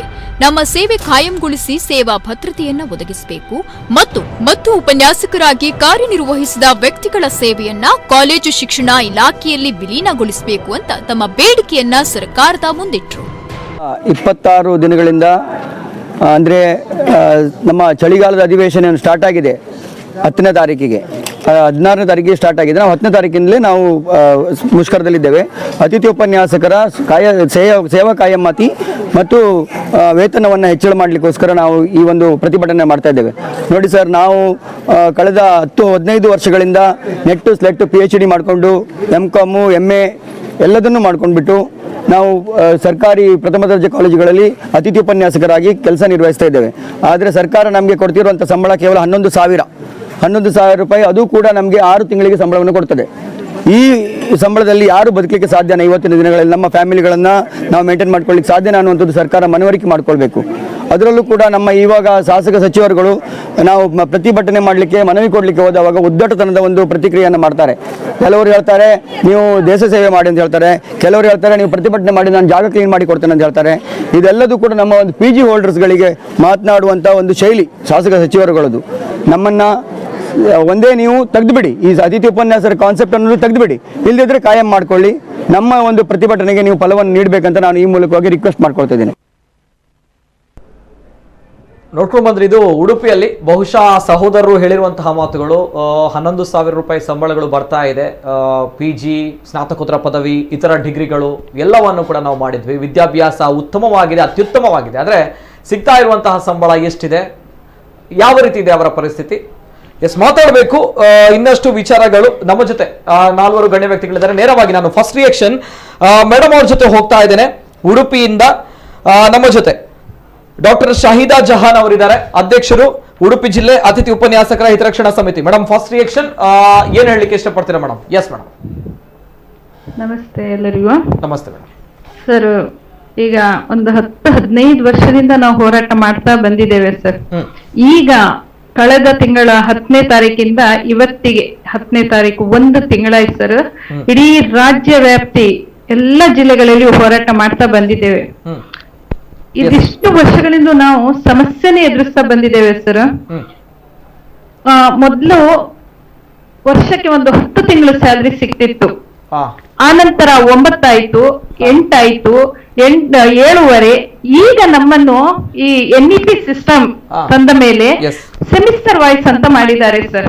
3 ತಿಂಗಳಿಗೆ ಅಷ್ಟೇ ನಾವು ಸೀಮಿತ. ಅಂದ್ರೆ ವರ್ಷಕ್ಕೆ 6 ತಿಂಗಳು ಕೆಲಸ, 6 ತಿಂಗಳು ಹೊರಗೆ ಉಳಿಯೋ ಪರಿಸ್ಥಿತಿ. ಸರ್ ನಾವು ವಾರಕ್ಕೆ 3 ದಿನ ಕೆಲಸ ಮಾಡುದು, ಇನ್ನು 3 ದಿನ ಏನ್ ಮಾಡುದು? ಮತ್ತೆ ಈ NEP ಸಿಸ್ಟಮ್ ಪ್ರಕಾರ ನಮ್ಮನ್ನು 6 ತಿಂಗಳಿಗಷ್ಟೇ ಸೀಮಿತ ಮಾಡಿದ್ರೆ ಉಳಿದ 6 ತಿಂಗಳು ನಾವು ಏನ್ ಮಾಡುದು? ಇಷ್ಟೆಲ್ಲ ವಿದ್ಯಾವಂತರಾಗಿ ನಾವು ಹೆಚ್ಚಿನವರು ನೆಟ್, ಸ್ಲೆಟ್, MPhil, PhD ಮತ್ತೆ 15-20 ವರ್ಷದ ಸರ್ವೀಸು ಇಷ್ಟೆಲ್ಲ ಇಟ್ಕೊಂಡು ಸರ್ ಇವತ್ತಿಗೂ ಕೂಡ ನಮ್ಮ ಭವಿಷ್ಯ ಕತ್ತಲೆಯಲ್ಲಿ ತುಂಬಿಕೊಂಡಿದೆ. ಹಾಗಾಗಿ ಪ್ರತಿ ವರ್ಷ ಪ್ರತಿ ಸಲ ನಾವು ಹೋರಾಟ ಮಾಡ್ತಾ ಬರುವಾಗ ಸರ್ಕಾರ ಬರೀ ಆಶ್ವಾಸನೆ ಕೊಡ್ತಾ ಬಂದ್ ಸರ್, ಮಾಡ್ತೇವೆ, ನಿಮ್ಮ ಬಗ್ಗೆ ಕಾಳಜಿ ಇದೆ, ನಾವು ಏನಾದ್ರೂ ನಿಮ್ಮ ಸಮಸ್ಯೆಗೆ ಪರಿಹಾರ ಹುಡ್ತೇವೆ, ಈಗ ತರಗತಿಗಳನ್ನು ತಕೊಳ್ಳಿ, ಹೋಗಿ ಸಮಿತಿ ರಚನೆ ಮಾಡ್ತೇವೆ, ಇಂಥದೆಲ್ಲ ಆಶ್ವಾಸನೆ ಕೊಡ್ತಾ ಬಂದ್ರು. ಇವರ ಆಶ್ವಾಸಗಳನ್ನು ನಂಬಿದ್ದೇವೆ ಮತ್ತು ಮಕ್ಕಳ ಹಿತದೃಷ್ಟಿಯಿಂದ ನಾವು ನಮ್ಮ ಮುಷ್ಕರವನ್ನು ಹಿಂತೆಕೊಡ್ತಾ ಬಂದೆವು. ಆದ್ರೆ ಈ ಸಲ ಮಾತ್ರ ಸರ್, ಯಾಕಂದ್ರೆ ಈ ತರದ ನಮ್ಗೆ ಪದೇ ಪದೇ ಚಳ್ಳೆಣ್ಣೆ ಸರ್ಕಾರ ತಿನ್ಸ್ತಾ ಬಂದ್ರಿಂದ ಈ ಸಲ ನಾವು ಎಚ್ಚೆತ್ಕೊಂಡೆವು. ಈ ಸಲ ನಾವು 1 ತಿಂಗಳಿಂದ ಹೋರಾಟ ಮಾಡ್ತಾ ಬಂದೆವು. ಯಾವ ಕಾರಣಕ್ಕೂ ನಮ್ಗೆ ಲಿಖಿತ ರೂಪದಲ್ಲಿ ಇವರು ಕೊಡುವುದಿಲ್ವೋ ಅಲ್ಲಿಯ ತನಕ ನಾವು ನಮ್ಮ ಸ್ಟ್ರೈಕ್ ಅನ್ನು ಹಿಂದೆ ತಗೊಳ್ಳುವುದಿಲ್ಲ. ತರಗತಿಗಳನ್ನು ಬೈಕಾಟ್ ಮಾಡಿಕೊಂಡು ಅಲ್ಲಲ್ಲಿ ಮುಷ್ಕರ, ಮತ್ತೆ ಬೆಳಗಾವಿ ಅಧಿವೇಶನದಲ್ಲಿಯೂ ಕೂಡ ಮುಷ್ಕರವನ್ನು ಹಮ್ಮಿಕೊಂಡೆವು. ಧರಣಿಗಳನ್ನು ವಿಭಿನ್ನ ರೀತಿಯಲ್ಲಿ ಧರಣಿಗಳನ್ನು ಮಾಡ್ತಾ ಪಾದಯಾತ್ರೆ ಕೂಡ ಆಗ್ತಾ ಇದೆ. ಸೊ ಇಡೀ ರಾಜ್ಯ ವ್ಯಾಪ್ತಿಯಲ್ಲಿ ಕ್ಲಾಸ್ ಬೈಕಾಟ್ ಮಾಡಿ ತರಗತಿಗಳನ್ನು ಮುಷ್ಕರ ಮಾಡ್ತಾ ನಾವು ಧರಣಿಗಳನ್ನು ಮಾಡ್ತಾ ಬಂದಿದ್ದೇವೆ ಸರ್. ನಮ್ಮ ಸರ್ಕಾರಕ್ಕೆ ಒತ್ತಾಯ ಸರ್, ನಮ್ ಸೇವಾ ಭದ್ರತೆ, ಅದು ಸೇವಾ ಭದ್ರತೆ ಯಾವ ರೀತಿ ಅಂದ್ರೆ ನಮ್ಮನ್ನು ಸಕ್ರಮಾತಿ ಮಾಡ್ಲಿ, ವಿಲೀನಗೊಳಿಸ್ಲಿ. ನಮ್ಮನ್ನು ಅನೇಕ ಡಿಪಾರ್ಟ್ಮೆಂಟ್ಗಳಿದೆ, ಅನೇಕ ಡಿಪಾರ್ಟ್ಮೆಂಟ್ಗಳಲ್ಲಿ ನಮ್ಮನ್ನು ವಿಲೀನ ಮಾಡಿ ಕಾಯಮಾತಿ ಮಾಡ್ಬೇಕಂತ ನಮ್ಮ ಬಯಕೆ, ಕೋರಿಕೆ, ಮನವಿ. ಯಾಕಂದ್ರೆ ಇಷ್ಟು ವರ್ಷ ಸರ್ವಿಸ್ ಮಾಡಿ ಇಂಥ ವಿದ್ಯಾವಂತರು ನಾವು ಇವತ್ತು ನಮ್ಮ ಮಕ್ಕಳ ಎದುರಿಗೆ ಹೋಗಿ ನಿಂತು ಪಾಠ ಮಾಡ್ಲಿಕ್ಕೂ ಕೂಡ ನೈತಿಕತೆ ಇಲ್ಲ ಅನ್ಸ್ತದೆ ಸರ್. ಮಕ್ಕಳ ಎದುರಿಗೆ ಹೋಗಿ ನಾವು ಮಕ್ಕಳ ಮನಸ್ಸಿನಲ್ಲಿ ತುಂಬಾ ವಿದ್ಯಾವಂತರು ಇವರು, ಲೆಕ್ಚರರು, ಕೈ ತುಂಬಾ ಸಂಪಾದನೆ ಇರುವರಂತ ಅವರ ಮನಸ್ಸಿನಲ್ಲಿದೆ. ಹಾಗಾಗಿ ಅವ್ರ ಎದುರಿಗೆ ಇವತ್ತು ಸ್ಟ್ರೈಕ್ ಮಾಡ್ಕೊಂಡು ನಾವು ಎಲ್ಲ ವಿಚಾರ ಮಕ್ಕಳಿಗೆ ಗೊತ್ತಾಗಿದೆ ನಮ್ಮ ಸಮಸ್ಯೆ ಏನೇ ಅಂತ ಹೇಳ್ಕೊಂಡು, ಇಂಥ ವಿದ್ಯಾವಂತ ನಾವು ಟೀಚರ್ಸ್ ಗಳು ಮಕ್ಕಳಿಗೆ ಏನ್ ಬೋಧನೆ ಮಾಡು ಸರ್? ಮಕ್ಕಳಿಗೆ ಯಾವ ರೀತಿಯಲ್ಲಿ ನೀವು ವಿದ್ಯಾವಂತರಾಗಿ ನೀವು ಶಿಕ್ಷಣ ಪಡೀರಿ, MCom ಮಾಡಿ ಲೆಕ್ಚರರ್ ಆಗಿ ಅಂತ ಹೇಳಲಿಕ್ಕೆ ನೈತಿಕತೆನೇ ಇಲ್ಲ ಸರ್. ನಮ್ಗೆ ಕ್ರಾಸ್ ಕ್ವಶನ್ ಮಾಡ್ತಾರೆ, ನೀವೆಲ್ಲ ಇಷ್ಟು ಓದ್ಕೊಂಡು ನೀವೇನ್ ಪಡ್ಕೊಳ್ತಾ ಇದ್ದೀರಿ, ಬೀದಿಯಲ್ಲಿ ಇದ್ದೀರಿ ಎನ್ನುವ ಮಕ್ಕಳ ಮಾತು ನಾವೀಗ ಕೇಳುವ ಪರಿಸ್ಥಿತಿ ಬಂದಿದೆ. ಸರ್ಕಾರ ಯಾಕೆ ಎಚ್ಚೆತ್ಕೊಳ್ತಾ ಇಲ್ಲ? ಇಷ್ಟು ಹೋರಾಟ ಅಂದ್ರೆ ಇದು ನಮ್ದು ಫಸ್ಟ್ ಅಲ್ಲ. ಈ ಹಿಂದೆ ಹೋರಾಟ ಮಾಡ್ಕೊಂಡು ತಾತ್ಕಾಲಿಕ ಉಪನ್ಯಾಸಕರು ಅಥವಾ ತಾತ್ಕಾಲಿಕ ಹುದ್ದೆಯಲ್ಲಿ ಇದ್ದವರೆಲ್ಲ ಕಾಯಮತಿ ಪಡ್ಕೊಂಡಿದ್ದಾರೆ. JOC ಪ್ರಕಾರ ಆಗಿರಬಹುದು ಅಥವಾ ಪಾರ್ಟ್ ಟೈಮ್ ಅಲ್ಲಿ ಇದ್ದವರು ಬೇರೆ ಬೇರೆ ರೀತಿಯಲ್ಲಿ ಅವರು ಕಾಯಮತಿ ಮಾಡ್ಕೊಂಡಿರುವಾಗ ಈ ಸರ್ಕಾರಕ್ಕೆ ಯಾಕೆ ಆಗ್ತಾ ಇಲ್ಲ? ಈ ಸರ್ಕಾರನೇ ಅಂತ ಹೇಳಲ್ಲ ಸರ್, ಎಲ್ಲಾ ಸರ್ಕಾರಗಳು ನಮ್ಮನ್ನು ಹೀಗೆ ಮೋಸ ಮಾಡ್ತಾನೆ ಬಂದಿದೆ. ನಾವು ಮಾಡ್ತೇವೆ, ಅವರ ಎಲೆಕ್ಷನ್ ಟೈಮ್ ಅಲ್ಲಿ ಪ್ರಣಾಳಿಕೆಯಲ್ಲಿ ಕೂಡ ತೋರಿಸ್ಕೊಂಡಿದ್ರು, ನಾವು ಗೆದ್ದರೆ ಅತಿಥಿ ಉಪನ್ಯಾಸಕರನ್ನು ನಾವು ಕಾಯ ಮಾಡ್ಕೊಳ್ತೇವೆ ಅಂತ ಹೇಳ್ತಾ ಬಂದ್ರು. ಬಟ್ ಯಾರು ಕೂಡ ಮಾಡ್ಲಿಲ್ಲ ಸರ್. 2017 ನಲ್ಲಿ ಬೆಳಗಾವಿ ಅಧಿವೇಶನದಲ್ಲಿ ನಾನು ಕೂಡ ಭಾಗಿಯಾಗಿದ್ದೆ. ಅಲ್ಲಿ ಎಲ್ಲಾ MLA MLC ಗಳೆಲ್ಲ ಬಂದ್ಕೊಂಡು ಹೇಳ್ತಿದ್ರು, ಈಗ ಸದ್ಯ ನಾವು ನಿಮ್ಗೆ 25,000 ಸ್ಯಾಲರಿ ಇನ್ಕ್ರಿಮೆಂಟ್ ಮಾಡ್ತೇವೆ, ಕೂಡಲೇ ಮಾಡ್ತೇವೆ, ಮತ್ತೆ ನಿಮ್ಮ ಭದ್ರತೆ ಬಗ್ಗೆ ಮುಂದೆ ಆಲೋಚನೆ ಮಾಡ್ತೇವೆ ಅಂತ ಹೇಳಿದ್ರು. ಅದು ಇವತ್ತಿನವರೆಗೂ ಮರೀಚಿಕೆಯಾಗಿ ಉಳಿದಿದೆ ಸರ್. ನಮ್ಗೆ ಇವತ್ತಿನವರೆಗೂ ಸ್ಯಾಲರಿ ಹೈಕ್ ಆಗಿಲ್ಲ.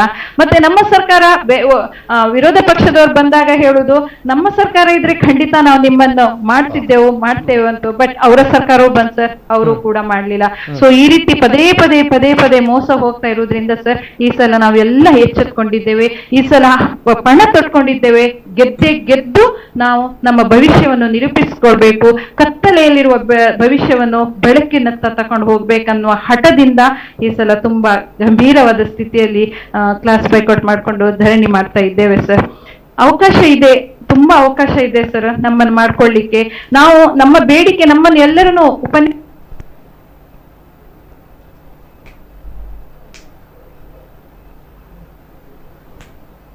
ಮೇಡಮ್ ತಮ್ಮ ಧ್ವನಿ ಸರಿಯಾಗಿ ಕೇಳ್ತಾ ಇಲ್ಲ ಮೇಡಮ್. ತಮ್ಮ ಮ್ಯೂಟ್ ಆಗಿದೆ ಮೇಡಮ್, ತಮ್ಮ ಮೈಕ್ ಮ್ಯೂಟ್ ಆಗಿದೆ ಮೇಡಮ್. ದಯಮಾಡಿ ತಮ್ಮ ಮೈಕ್ ಮ್ಯೂಟ್ ಆಗಿದೆ, ಕೇಳ್ತಾ ಇಲ್ಲ ಮೇಡಮ್. ತಮ್ಮ ಮೈಕ್ ಮ್ಯೂಟ್ ಆಗಿದೆ. ಉಳಿತಾರೆ ಸರ್. ಎಲಿಜಿಬಿಲಿಟಿ ಇದ್ದವರನ್ನು ಡಿಗ್ರಿಯಲ್ಲಿ ಮಾಡಬಹುದು, ಉಳಿದವರನ್ನು ಬೇರೆ ಬೇರೆ ಡಿಪಾರ್ಟ್ಮೆಂಟ್ ಅಲ್ಲಿ ಮರ್ಜ್ ಮಾಡಬಹುದು, ಏನಾದ್ರೂ ಮಾಡಬಹುದು ಸರ್. ಆ ರೀತಿಯಲ್ಲಿ ನಾವು ಬೇಡಿಕೆಯನ್ನು ಸರ್ಕಾರ ಮುಂದೆ ಇಡ್ತಾ ಇದ್ದೇವೆ. ನಮ್ಮನ್ನು ಸೇವಾ ವಿಲೀನಾತಿ ಮಾಡಿ ಕಾಯಂ ಮಾಡಿ, ಹಾಗೆ ಗೌರವಿತವಾದ ಜೀವನ ನಡೆಸಲು ನಮ್ಗೆ ಒಂದಿಷ್ಟು ಕನಿಷ್ಠ ಸ್ಯಾಲರಿ ಆದ್ರೂ ಕೊಡ್ಬೇಕಲ್ವಾ, ಆ ರೀತಿಯಲ್ಲಿ ಅದನ್ನು ಕೂಡ ಬೇಡಿಕೆ ಇಟ್ಟಿದ್ದೇವೆ ಸರ್. KCS 1977 KCS ನಿಯಮದಡಿ ನಿಯಮದ 14ರ ಅಡಿಯಲ್ಲಿ ತಾತ್ಕಾಲಿಕ ನೌಕರರನ್ನು ಕಾಯಮಾತಿ ಮಾಡುವಂತ ಒಂದು ಅವಕಾಶ ಇದೆ ಸರ್. ಈ ನಿಯಮದ ಅಡಿಯಲ್ಲಿ ಕೂಡ ಬೇರೆಯವರು MBBS ಆದ ವೈದ್ಯರನ್ನು ಕೂಡ ಮಾಡಿದ್ದಾರೆ. ತುಂಬಾ ಜನರನ್ನು ತುಂಬಾ ಬೇರೆ ಬೇರೆ ಕ್ಷೇತ್ರದಲ್ಲಿದ್ದವರನ್ನು ಮಾಡಿದ್ದಾರೆ ಸರ್. ಹಾಗೆ ನಮಗೋಸ್ಕರ ಕೂಡ ಈ ರೀತಿಯ ನಿಯಮದ ಅಡಿಯಲ್ಲಿ ನಮ್ಮನ್ನು ಕೂಡ ಮಾಡ್ಬೇಕಂತ ನಾವು ಅದು ಡಿಮಾಂಡ್ ಇಟ್ಟಿದ್ದೇವೆ. ಅಲ್ಲದೆ ಬೇರೆ ಬೇರೆ ರಾಜ್ಯಗಳಲ್ಲಿ ಕೂಡ ಪಶ್ಚಿಮ ಬಂಗಾಳ, ಹರಿಯಾಣ, ಡೆಲ್ಲಿ ಇಲ್ಲೆಲ್ಲ ಈಗ ಸೇವಾ ಭದ್ರತೆಯನ್ನು ಕೊಟ್ಟಿದ್ದಾರೆ. ಎಲ್ಲಾ ಕಡೆ ಆಗುವಾಗ ನಮ್ಮ ರಾಜ್ಯದಲ್ಲಿ ಮಾತ್ರ ಯಾಕಾಗುದಿಲ್ಲ ಸರ್? ಕಾನೂನಿನ ತೊಡಕು ಅಂತಾರೆ ಸರ್. ಕಾನೂನನ್ನು ಬದಲಾಯಿಸಲಿಕ್ಕೆ ಸಾಧ್ಯ ಇಲ್ಲವಾ? ಅವರಿಗೋಸ್ಕರ ರಾತ್ರಿ ಬೆಳಗಾಗುದ್ರೊಳಗೆ ಅದೆಷ್ಟು ನಿಯಮಗಳನ್ನು ಬದಲಾಯಿಸಿಕೊಂಡು ಸರಿಪಡಿಸ್ಕೊಂಡು ಹೋಗ್ತಾರೆ. ನಮ್ಮ ವಿಚಾರ ಬಂದಾಗ ಫೈನಾನ್ಷಿಯಲ್ ಪ್ರಾಬ್ಲಮ್, ಕಾನೂನಿನ ತೊಡಕು ಅಂತಾರೆ. ಆಯ್ತಪ್ಪ, ಕಾನೂನಿನ ತೊಡಕು ಅಂತ ಅನ್ಕೊಳ್ವಾ? ಕಾನೂನಿನಲ್ಲಿ ನಮ್ಮ UGC ನಾರ್ಮ್ಸ್ ಪ್ರಕಾರ ಏನಿದೆ ಗೊತ್ತಾ? 1 ಅವರಿಗೆ 1,500 ರೂಪಾಯಿ ಕೊಡ್ಬೇಕಂತ ಕಾನೂನಿದೆ ಸರ್. ಇವ್ರು ಇದನ್ನ ಫಾಲೋ ಮಾಡ್ತಾರ? ನಮ್ಮ ಪರವಾಗಿದ್ದದನ್ನು ಯಾವ್ದು ಫಾಲೋ ಮಾಡಲ್ಲ, ನಮ್ಮ ಪರವಾಗಿ ಇಲ್ಲದನ್ನು ಎತ್ತೆತ್ತಿ ಹೇಳ್ತಾರೆ ಕಾನೂನಿನ ತೊಡಕು ಇದೆ ಅಂತ. ಇದೇನು ಅಲ್ಲ ಸರ್, ಇಚ್ಛಾಶಕ್ತಿ ಇಲ್ಲ ಸರ್ಕಾರಕ್ಕೆ. ಇಚ್ಛಾಶಕ್ತಿ ಇದ್ರೆ ಖಂಡಿತ ಮಾಡ್ಲಿಕ್ಕೆ ಅಸಾಧ್ಯವಾದದಂತೂ ಇಲ್ಲವೇ ಇಲ್ಲ ಸರ್. ಮಾಡ್ಲಿಕ್ಕೆ ಸಾಧ್ಯ ಇದೆ ಸರ್. 14,500 ಬದುಕಿದೆ, ಜೀವನ ಎರಡೂ ಇದೆ ಸರ್. ಎಷ್ಟೋ ಜನ ಆತ್ಮಹತ್ಯೆ ಮಾಡ್ಕೊಂಡು ಅವ್ರಿಗೆ ಇವತ್ತಿನವರೆಗೂ ಏನು ಕೂಡ ಪರಿಹಾರ ಸಿಕ್ಕಿಲ್ಲ, ಬೀದಿ ಪಾಲಾಗಿದೆ ಅವರ ಕುಟುಂಬ. ಸೊ ಇನ್ನಾದರೂ ಸರ್ಕಾರ ಎಚ್ಚೆತ್ತುಕೊಂಡು ನಮ್ಮ ಸಮಸ್ಯೆಗೆ ಕಿವಿಗೊಟ್ಟು ಏನಾದ್ರೂ ನಮ್ಗೆ ನ್ಯಾಯ, ಎಲ್ಲರಿಗೂ 14,500 ಅತಿಥಿ ಉಪನ್ಯಾಸಕ ಇದ್ದೇವೆ, ಅಷ್ಟೂ ಜನರಿಗೆ ಒಂದು ನ್ಯಾಯ ಒದಗಿಸಿ ಕೊಡ್ಬೇಕಂತ ಈ ನಿಮ್ಮ ಚಾನೆಲ್ ಮೂಲಕ ನಾನು ಸರ್ಕಾರದಲ್ಲಿ ಸಂಬಂಧಪಟ್ಟ ಇಲಾಖೆ, ಎಜುಕೇಶನ್ ಮಿನಿಸ್ಟ್ರಿ ಎಲ್ಲರಲ್ಲೂ ನನ್ನ ಮನವಿ ಕೇಳಿಸ್ತಾ ಇದ್ದೇನೆ. ಏನೋ ಸರ್ಕಾರ ಸ್ವಲ್ಪ ಮಟ್ಟಿಗೆ ನಮ್ಮ ಈಗ ಸ್ಪಂದನೆ ಮಾಡ್ತಾ ಇದೆ, ಏನಾದ್ರೂ ಮಾಡ್ಬೇಕು ಎನ್ನುವುದು ಕೂಡ ಸರ್ಕಾರ ಸ್ವಲ್ಪ ನಮ್ಮ ಬಗ್ಗೆ ಅಭಿರುಚಿ ಹುಟ್ಟಿಸ್ಕೊಂಡಿದೆ. ಅದು ಅಲ್ಲದೆ ನಾಳೆ ಕೂಡ ಮೀಟಿಂಗ್, ಈ ವಿಚಾರವಾಗಿ ಮೀಟಿಂಗ್ ಕೂಡ ಬೆಂಗಳೂರಲ್ಲಿ ಇಟ್ಟಿದ್ದಾರೆ ಸರ್. ಅಲ್ಲಿಗೂ ಕೂಡ ನಾನು ನಾಳೆ ಭಾಗವಹಿಸ್ತಾ ಇದ್ದೇನೆ. ಏನಾಗ್ತದೆ ಅಂತ ನೋಡ್ಬೇಕು. ತುಂಬಾ ಆಶಾವಾದಿಯಾಗಿದ್ದೇವೆ. ನಾಳಿನ ರಿಸಲ್ಟ್ ನಮ್ಗೆಲ್ಲ ಸಿಹಿ, ನಮ್ಮ ಬಾಳಿಗೆ ಬೆಳಕು ಸಿಗ್ತದೆ, ಹಾಗೆ ಸಿಹಿ ಸುದ್ದಿ ಸಿಗಬಹುದು. ಬುಧವಾರ ದಿನ ನಾವೆಲ್ಲ ತರಗತಿಗಳನ್ನು ಮತ್ತೆ ತಗೊಳ್ಳುವಂತ ಅವಕಾಶ ಮಾಡಿಕೊಡ್ತಾರೇನು ಅಂತ ನಾವು ಅನ್ಕೊಂಡಿದ್ದೇವೆ ಸರ್. ನಮ್ಗೆ ಒಳ್ಳೇದಾದ್ರೆ ಸಾಕು ಅಂತ ಸುಮ್ಮವಾಗಿ ಹೋದ ನಾವುಗಳು ಸರ್, ಒಳ್ಳೇದಾಗ್ಲಿ ಅಂತ ಬಯಕೆ. ನಿಜವಾಗ್ಲೂ ಮೇಡಮ್, ತಾವು ಮಾತನಾಡಿದಾಗ ಮೊದಲನೇದಾಗಿ ತಮಗೆ ಕೈ ಮುಗಿತೇನೆ. ಯಾಕಂದ್ರೆ ಈ ಪ್ರಸಕ್ತ ಪರಿಸ್ಥಿತಿ ಯಾವ ರೀತಿ ಇದೆ ಅನ್ನುವಂಥದ್ದು ತಾವು ಹೇಳ್ಕೊಟ್ರಿ. ಒಂದು ಮಾತನ್ನ ತಾವು ಹೇಳಿದ್ರಿ, MA MPhilಗಳು ಇನ್ನಿತರ ದೊಡ್ಡ ದೊಡ್ಡ ಡಿಗ್ರಿಗಳನ್ನ ನಾವು ಮಾಡಿದ್ದೇವೆ, ಮಕ್ಕಳ ಎದುರು ಹೇಗೆ ಪಾಠ ಮಾಡಬೇಕು ಅನ್ನೋದು ಗೊತ್ತಾಗ್ತಾ ಇಲ್ಲ, ಆ ನೈತಿಕತೆ ಇದೆಯೇ ಇಲ್ವೋ ಅನ್ನೋದು ಗೊತ್ತಿಲ್ಲ ಅಂತ ವಿಚಾರ. ಆ ನೈತಿಕತೆ ತಮ್ಮಲ್ಲಿ ಇದೆ ಮೇಡಮ್, ತಮ್ಗಳಲ್ಲಿ ಇದೆ. ಆ ನೈತಿಕತೆ ಇದೆ, ಆ ಯೋಗ ಭಾಗ್ಯ ಇದೆ, ಆ ಯೋಗ್ಯತೆ ಇದೆ ತಮ್ಗಳಿಗೆ. ಆದ್ರೆ ಯೋಗ್ಯತೆ ಇಲ್ಲದಿರುವಂತದ್ದು ಸುಳ್ಳು ಹೇಳುವಂತಹ ಸರ್ಕಾರಕ್ಕೆ, ಪದೇ ಪದೇ ಸುಳ್ಳು ಹೇಳುವಂತಹ ಸರ್ಕಾರಕ್ಕೆ, ನೀಚ ಬುದ್ಧಿಯನ್ನು ತೋರಿಸ್ತಾ ಇರುವಂತಹ ಸರ್ಕಾರಕ್ಕೆ ತಮ್ಗಳಿಗೆ ಅಲ್ಲ ಮೇಡಮ್. ಒಂದು ಮಾತು ಸತ್ಯ, ಆ ವಿದ್ಯಾರ್ಥಿಗಳ ಮುಂದೆ ತಾವು ಹೇಗೆ ಪಾಠ ಮಾಡ್ತೀರಾ ಅನ್ನೋ ವಿಚಾರವನ್ನು ತಾವು ಹೇಳಿದೆ. ಯಾಕಂದ್ರೆ ವಿದ್ಯಾವಂತರಾಗಿ ಕಲೀರಿ, ದೊಡ್ಡ ದೊಡ್ಡ ಡಿಗ್ರಿಗಳನ್ನ ಮಾಡಿ, ಭವಿಷ್ಯ ಇದೆ ಅಂತ ಬಂದಾಗ, ತಾವುಗಳೇ ಬೀದಿಯಲ್ಲಿ ಇದ್ದೀರಾ ಅಂತ ಬಂದಾಗ, ಎಸ್, ತಾವು ಹೇಳಿರುವಂಥ ಮಾತು ವಾಸ್ತವ ಸತ್ಯ. ಇದನ್ನ ನೋಡ್ತಾರೆ, ಸಂಬಂಧಪಟ್ಟವರು ನೋಡ್ತಾರೆ, ಜೊತೆಗೆ ವಿದ್ಯಾರ್ಥಿಗಳಿಗೂ ಅರ್ಥ ಆಗುತ್ತೆ, ನಮ್ಮ ಸಮಾಜಕ್ಕೂ ಕೂಡ ಅರ್ಥ ಆಗುತ್ತೆ. ಎಲ್ಲಿಗೆ ಅರ್ಥ ಆಗಬೇಕು, ಎಲ್ಲಿ ಮುಟ್ಟಬೇಕು ಅಲ್ಲಿ ಮುಟ್ಟುವಲ್ಲಿ ನಾವು ಮಾಡಬೇಕು. ಅಂತಹ ಪ್ರಾಮಾಣಿಕ ಪ್ರಯತ್ನವನ್ನು ನಾವು ಮಾಡಲೇಬೇಕು, ಇದರಿಂದ ತಪ್ಪಾಗುತ್ತೆ. ಆ್ಯಂಡ್ ತಮ್ಗಳಿಗೆ ಎಲ್ಲವೂ ಕೂಡ ಇದೆ, ಯೋಗ್ಯತೆ ಇದೆ. ಯೋಗ್ಯತೆ ಇಲ್ಲದಿರುವಂಥದ್ದು ನಮ್ಮ ಸರ್ಕಾರಕ್ಕೆ ಇಂತಹ ಡಿಗ್ರಿಗಳನ್ನು ಮಾಡಿ, ಇಂತಹ ಒಂದು ಜೀವನದಲ್ಲಿ ಆಸೆ ಆಕಾಂಕ್ಷೆಗಳನ್ನು, ಭವಿಷ್ಯದಲ್ಲಿ ಅನೇಕ ವಿದ್ಯಾರ್ಥಿಗಳ ಭವಿಷ್ಯನ ಉಜ್ವಲ ಮಾಡಬೇಕಾಗಿರುವಂತಹ ಶಿಕ್ಷಕರು, ಈ ಉಪನ್ಯಾಸಕರು ಅವರೇ ಸಂಕಷ್ಟದಲ್ಲಿದ್ದಾರೆ, ಕತ್ತಲೆಯಲ್ಲಿದ್ದಾರೆ. ತಾವು ಹೇಳಿದಂಥ ಮಾತು ಮೇಡಮ್, ಎಸ್, ಬರ್ತೇನೆ ಮೇಡಮ್, ಬರ್ತೇನೆ, 100ಕ್ಕೆ 100 ಸತ್ಯ. ಜೊತೆಗೆ first reaction sir, Dheeraj Kumar ಅವರು, ಅಧ್ಯಕ್ಷರು ಅತಿಥಿ ಉಪನ್ಯಾಸಕರ ಹಿತರಕ್ಷಣಾ ಸಮಿತಿ, ದಕ್ಷಿಣ ಕನ್ನಡ ಜಿಲ್ಲೆ. ಅನೇಕ ವರ್ಷಗಳಿಂದ ಹೋರಾಟ ಮಾಡ್ತಾ ಇದ್ದೀರಾ ಬಹುಶಃ ಈ ಒಂದು ವಿಚಾರಕ್ಕೆ. Yes sir, first reaction. ನಾವಂದ್ರೆ ಈಗ 15-20 ವರ್ಷಗಳಿಂದ ಈ ರೀತಿ ಹೋರಾಟಗಳು ನಡೀತಾನೆ ಇದೆ. ಅಂದ್ರೆ ರಾಜ್ಯಾದ್ಯಂತ 14,500ಕ್ಕಿಂತ ಹೆಚ್ಚಿನ ಅತಿಥಿ ಉಪನ್ಯಾಸಕರು ನಾವಿದ್ದೇವೆ. ಸರ್ಕಾರವನ್ನು ಪ್ರತಿ ಬಾರಿ ನಾವು ಒತ್ತಾಯಿಸಿ ಮನವಿ ಕೊಡುವುದು ಇದೆಲ್ಲ ನಡೀತಾನೆ ಇದೆ. ಸರ್ಕಾರ ಅದು ಒಂದು ಕೈಯಲ್ಲಿ ತಗೊಳ್ತೇವೆ, ಆಯ್ತು ನಾವು ಮಾಡ್ತೇವೆ ಅಂತ ಹೇಳ್ತಾರೆ. ಆಮೇಲೆ ಮತ್ತೆ ಅದೇ ಕತೆ, ನಾವು ಹೋರಾಟ ಮಾಡ್ತೇವೆ. ಇದಕ್ಕಿಂತ ಮುಂಚೆ ಬೆಂಗಳೂರಲ್ಲೆಲ್ಲ ಸ್ಟ್ರೈಕ್ ಆಯಿತು, ಫ್ರೀಡಮ್ ಪಾರ್ಕಲ್ಲೆಲ್ಲ. ಅಲ್ಲಿಂದ ನಮ್ಮನ್ನೆಲ್ಲ ಆಡುಗೋಡಿ ಸ್ಟೇಷನ್ಗೆಲ್ಲ ಕರ್ಕೊಂಡು ಹೋದರು, ಆಮೇಲೆ ಬಿಟ್ಟರು. ಆಮೇಲೆ ನಿಮಗೆ ನಾವು ಮಾಡ್ತೇವೆ, ಸ್ಯಾಲ್ರಿ ಜಾಸ್ತಿ ಮಾಡ್ತೇವೆ ಅಂತ ಹೇಳಿ ಕಳಿಸ್ತಾ ಇದ್ರು. ನಾವು ಅದನ್ನು ನಂಬಿಕೆ ಬೇಸಲ್ಲಿ ನಾವು ವಾಪಸ್ ಬರ್ತಾ ಇದ್ವಿ, ಮತ್ತೆ ಕ್ಲಾಸ್ ತಗೊಳ್ತಾ ಇದ್ವಿ. ಈಗ ಈ ಸರಿ ಏನಾಗಿದೆ ಅಂತ ಹೇಳಿದರೆ, ನಾವು ನೀರಿಗೆ ಇಳಿದಿದ್ದೇವೆ. ಒಂದ ಮುಳುಗಬೇಕು, ಒಂದ ಈಜಿ ಬರಬೇಕು. ಹಾಗಾಗಿ 1 ತಿಂಗಳಾಯಿತು, ಇಲ್ಲಿವರೆಗೆ ಸರ್ಕಾರದಿಂದ ಯಾವುದೇ ಸಕಾರಾತ್ಮಕ ಸ್ಪಂದನೆ ಬಂದಿಲ್ಲ. ಅಂದ್ರೆ ನಮಗೆ ಲಿಖಿತ ರೂಪದಲ್ಲಿ ಬರುವವರೆಗೆ ನಾವು ಯಾವುದೇ ರೀತಿಯಲ್ಲಿ ತಮ್ಮಗಳಿಗೆ ಚಲ್ಲೆಹಣ್ಣು ತಿಳಿಸಿದ್ದಾರೆ. ಹೌದು ಅಲ್ವಾ? ಹೌದು. ಎಸ್. ಹಾಗಾಗಿ ನಾವು ಈ ಸರ್ಕಾರವನ್ನು ನಾವು ಒತ್ತಾಯಿಸಿದ್ದೇವೆ, ಜನಪ್ರತಿನಿಧಿಗಳ ಕೈಕಾಲು ಹಿಡಿದಿದ್ದೇವೆ, ಹಾಗೆ ಅಧಿಕಾರಿಗಳ ಕೈಕಾಲು ಕೂಡ ಹಿಡಿದಿದ್ದೇವೆ. ಅವರಿಗೆ ಅರ್ಥ ಆಗ್ತದೆ ಇಲ್ವಾ ಗೊತ್ತಿಲ್ಲ, ಆದ್ರೆ ಕೊನೆಯ ನಾವು ಒಂದು ಆಪ್ಷನ್ ಅಂತ ಅಂದ್ಕೊಂಡು ದೇವರ ಕೈಕಾಲು ಹಿಡಿದ್ರೆ ಖಂಡಿತವಾಗಿ ನಾವು ನಮ್ಮ ಇಲ್ಲಿವರೆಗೆ ನಾವು ಯಾವ ವೈಯಕ್ತಿಕವಾಗಿ ಏನು ಬೇಡಿದ್ದೇವೆ ಅದನ್ನು ದೇವರು ಒಳ್ಳೇದು ಮಾಡಿದ್ದಾನೆ. ಹಾಗಾಗಿ ಇದು ಇಡೀ ರಾಜ್ಯದ ಅತಿಥಿ ಉಪನ್ಯಾಸಕರ ಸಮಸ್ಯೆ ಎಲ್ರಿಗೂ ಒಳ್ಳೇದಾಗಲಿ ಅನ್ನುವ ದೃಷ್ಟಿಯಿಂದ ನಾವು ಈ ರೀತಿಯ ಒಂದು ಪ್ರಯತ್ನ ಮಾಡಿದ್ದೇವೆ. ಸರ್ಕಾರಕ್ಕೆ ಆ ದೇವರೇ ಒಂದು ಒಳ್ಳೆ ಬುದ್ಧಿ ಕೊಡಲಿ ಅಂತ ನಾವು ಆಶಿಸುತ್ತಾ ಈ ಒಂದು ಪ್ರಯತ್ನ ಮಾಡಿದ್ದೇವೆ sir. Okay okay, very beautiful. ಈ ಒಂದು ವಿಚಾರವನ್ನು ಹೇಳಿದ್ದಾರೆ. ಯಾಕಂದರೆ ಅನೇಕ ಹೋರಾಟವನ್ನು ನಾವು ಮಾಡಿದ್ದೇವೆ, ಪ್ರತಿಭಟನೆ ಮಾಡಿದ್ದೇವೆ, ತರಗತಿಯನ್ನು ಬಹಿಷ್ಕಾರ ಮಾಡಿದ್ದೇವೆ, ಆದರೆ ಯಾವುದು ಕೂಡ ಫಲ ಕೊಡಲಿಲ್ಲ. MLA ಗಳನ್ನ MP ಗಳನ್ನ ನೋಡಿದ್ದೇವೆ, ಅಧಿಕಾರಿಗಳನ್ನು ನೋಡಿದ್ದೇವೆ, ಯಾವುದು ಫಲ ಕೊಡಲಿಲ್ಲ. ಕೊನೆಯದಾಗಿ ನಮ್ಮ ಮುಂದೆ ಇರುವಂಥದ್ದು ನಮ್ಮ ಕಣ್ಣಿಗೆ ಕಾಣದಂತಹ ದೇವರು, ಆ ಒಂದು ಶಕ್ತಿ.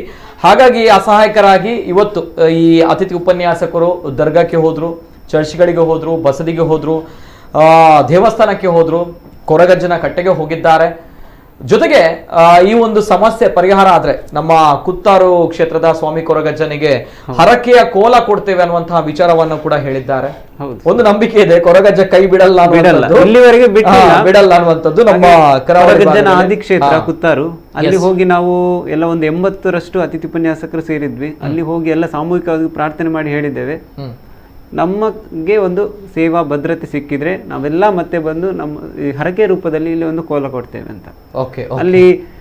ಅಲ್ಲಿ ಹೇಳಿದ್ದು ಇಲ್ಲಿವರೆಗೆ ಯಾವುದು ಸುಳ್ಳಾಗ್ಲಿಲ್ಲ, ಇನ್ನು ಮುಂದೆ ಕೂಡ ಸುಳ್ಳಾಗುದಿಲ್ಲ. ಆ ನಂಬಿಕೆಯಲ್ಲಿ ಹೋಗಿದ್ದೇವೆ ನಾವು. ಅದೇ ರೀತಿ ಉಳ್ಳಾಲದ ದರ್ಗಾಕ್ಕೆ, ಅಂದ್ರೆ ಎಲ್ಲರಿಗೂ ಗೊತ್ತಿರುವಂತಹ ಐತಿಹಾಸಿಕ ಸ್ಥಳ, ಅದು ಮುಸಲ್ಮಾನರ ಸ್ಥಳ. ಅಲ್ಲಿ ಕೂಡ ನಾವು ಪ್ರೇಯರ್ ಮಾಡಿದ್ದೇವೆ. ಅಲ್ಲಿದ್ದ ಅಧ್ಯಕ್ಷರು ನಮ್ಮನ್ನು ಕರೆದು ಆಯ್ತು ನಾವು ಪ್ರೇಯರ್ ಮಾಡಿಸ್ತೇವೆ ಅಂತ ನಮ್ಮನ್ನು ಕರೆದು ಪ್ರೇಯರ್ ಮಾಡಿಸಿದ್ರು.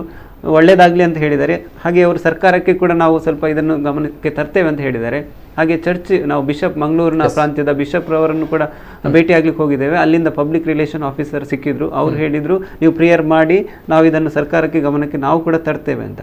ಹಾಗೆ ಪುತ್ತೂರಿನ ಮಹಾಲಿಂಗೇಶ್ವರ ದೇವಸ್ಥಾನದ ಮುಂದೆ ಕೂಡ ನಾವು ಇದೇ ರೀತಿಯ ಪ್ರಾರ್ಥನೆ ಮಾಡಿ ಅಲ್ಲಿಗೂ ದೇವರಿಗೆ ಒಂದು ಹರಕೆ ಹೊತ್ತುಕೊಂಡೇ ಬಂದಿದ್ದೇವೆ. ಅಲ್ಲದೆ ಉಳ್ಳಾಲದ ರಾಣಿ ಹಬ್ಬಕ್ಕ ಹೋಗ್ತಾ ಇದ್ದ ಜೈನ ಬಸದಿ ಇದೆ, ಪಾರ್ಶ್ವನಾಥ ಬಸದಿ ಇದೆ, ಅಲ್ಲಿ ಕೂಡ ವಿಸಿಟ್ ಮಾಡಿ ನಾವು ಅಲ್ಲಿ ಕೂಡ ಪ್ರೇ ಮಾಡಿದ್ದೇವೆ. ಟೋಟಲ್ ಆಗಿ ಎಲ್ಲ ನಮ್ಮ ದಕ್ಷಿಣ ಕನ್ನಡ ಅಂತ ಹೇಳಿದ್ರೆ ಸರ್ವಧರ್ಮ ಸಮನ್ವಯತೆಯ ಒಂದು ಬೀಡು. ಹಾಗಾಗಿ ಎಲ್ಲ ಧರ್ಮದ ಕ್ಷೇತ್ರಗಳಲ್ಲಿ ಕೂಡ ಪ್ರೇಯರ್ ಮಾಡಿದ್ದೇವೆ. ನಮ್ಗೆ ಎಲ್ಲಾ ದೇವರುಗಳು ಕೈ ಹಿಡಿತಾರೆ ಅಂತ ಒಂದು ನಂಬಿಕೆಯಲ್ಲಿ ನಾಳೆ ಹೇಗೂ ಮೀಟಿಂಗ್ ಇದೆ, ಆ ಮೀಟಿಂಗ್ ಅಲ್ಲಿ ನಮ್ಮ ಪರವಾಗಿ ಬರಲಿ, ನಮ್ಮ ಪರವಾಗಿ ಒಂದು ಆದೇಶ ಬಂದ್ರೆ ನಾವು ನಾಡಿದ್ದೇ ಕ್ಲಾಸ್ ತಗೊಳ್ಳಿಕ್ಕೆ ರೆಡಿ ಇದ್ದೇವೆ. ನಾವು ಕಾಯ್ತಾ ಇದ್ದೇವೆ ಯಾವಾಗ ಆದೇಶ ಬರ್ತದೆ ಅಂತ. ಬರುತ್ತೆ ಸರ್, ಬರುತ್ತೆ. ಸರ್ವ ಧರ್ಮದ ಧಾರ್ಮಿಕ ಕ್ಷೇತ್ರಕ್ಕೆ ಹೋಗಿದ್ದೀರಾ ಅಂಡ್ ಶುದ್ಧ ಮನಸ್ಸಿನಿಂದ ತಮ್ಮ ಸಮಸ್ಯೆಗಳನ್ನ ಹೇಳಿದ್ದೀರಾ. ಇನ್ನು ಮುಂದಕ್ಕೆ ದೇವರಿದ್ದಾರೆ ಅನ್ನುವಂತ ಒಂದು ನಂಬಿಕೆ, ಜೊತೆಗೆ ಇವ್ರುಗಳು ಮಾಡಿಲ್ಲ ಅಂತ ಬಂದಾಗ ದೇವ್ರು ನೋಡ್ತಾರೆ ಅನ್ನುವಂತ ನಂಬಿಕೆ ಕೂಡ ಹೌದು. ಹಾಗಾಗಿ ನಮ್ಮ ಸರ್ಕಾರಕ್ಕೆ ಜವಾಬ್ದಾರಿ ಇದೆ. ನಾನು ಕಾರ್ಯಕ್ರಮದಲ್ಲಿ ನನ್ನ ಟೆಕ್ನಿಕಲ್ ಟೀಮ್ಗೆ ಇನ್ನು ಮುಂದಕ್ಕೆ ನಮ್ಮ ಸಚಿವರುಗಳು, MP ಎಲ್ಲರಿಗೂ ಕೂಡ ಸ್ವಲ್ಪ ಈ ವಿಚಾರದ ಬಗ್ಗೆ ಮನವರಿಕೆಯನ್ನ ಮಾಡಬೇಕು. ಗೊತ್ತಿದೆ, ಬಹುಶಃ ಗೊತ್ತಿದ್ರು ಕೂಡ ಯಾಕೆ ಈ ರೀತಿ ಆಗ್ತಾ ಇಲ್ಲ ಅನ್ನೋ ವಿಚಾರಗಳ ಬಗ್ಗೆ ಅವರು ಕೂಡ ಗಮನಕ್ಕೆ ಕೂಡ ತರಬೇಕು. ಆದ್ರೆ ರಿಯಾಕ್ಷನ್ ನಂತರ, S sir, first reaction Mahantesh ಅವರು, ದಿಡ್ಡಿಮನಿ ಅವರು. ಎಸ್ ಸರ್, ಏನು ಹೇಳ್ತೀರಾ ಸರ್? ನಾವೆಲ್ಲರೂ ಅತಿಥಿ ಉಪನ್ಯಾಸಕರಾಗಿ ಕೆಲಸವನ್ನು ನಿರ್ವಹಿಸ್ತಾ ಇದ್ದೇವೆ. ಸುಮಾರು ನನಗೆ ಈಗ 11ನೇ ವರ್ಷದಲ್ಲಿ ಅತಿಥಿ ಉಪನ್ಯಾಸಕ 11 ವರ್ಷ. ಇದು 11ನೇ ವರ್ಷ ಚಾಲ್ತಿಯಲ್ಲಿದೆ. ಓಕೆ, ಈ 11 ವರ್ಷದಲ್ಲಿ ನಾವು ಯಾವ ರೀತಿಯ ಕೆಲಸವನ್ನ ಮಾಡಿದ್ದೇವೆ, ಯಾವ ರೀತಿಯ ಗುಣಮಟ್ಟವನ್ನು ನೀಡಿದ್ದೇವೆ, ಇದರಲ್ಲಿ ಒಂದೇ 1% ನಾವು ಕಡಿಮೆ ಮಾಡಲಿಲ್ಲ.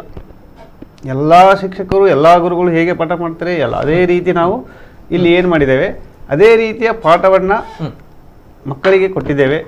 ಅವರ ಜೀವನಕ್ಕೆ, ಅವರ ಭವಿಷ್ಯ ನಿರ್ಮಿಸಲಿಕ್ಕೆ ನಾವು ಸಹಾಯ ಮಾಡಿದ್ದೇವೆ. ಅದೇ ರೀತಿ ಈಗ ಗುರುಗಳು ಅಂತ ಕರೀತಾರೆ. ಗುರುಗಳಂದರೆ ಗುರು ಕೂಡ ಒಬ್ಬ ದೇವರು, ಹೌದಾ?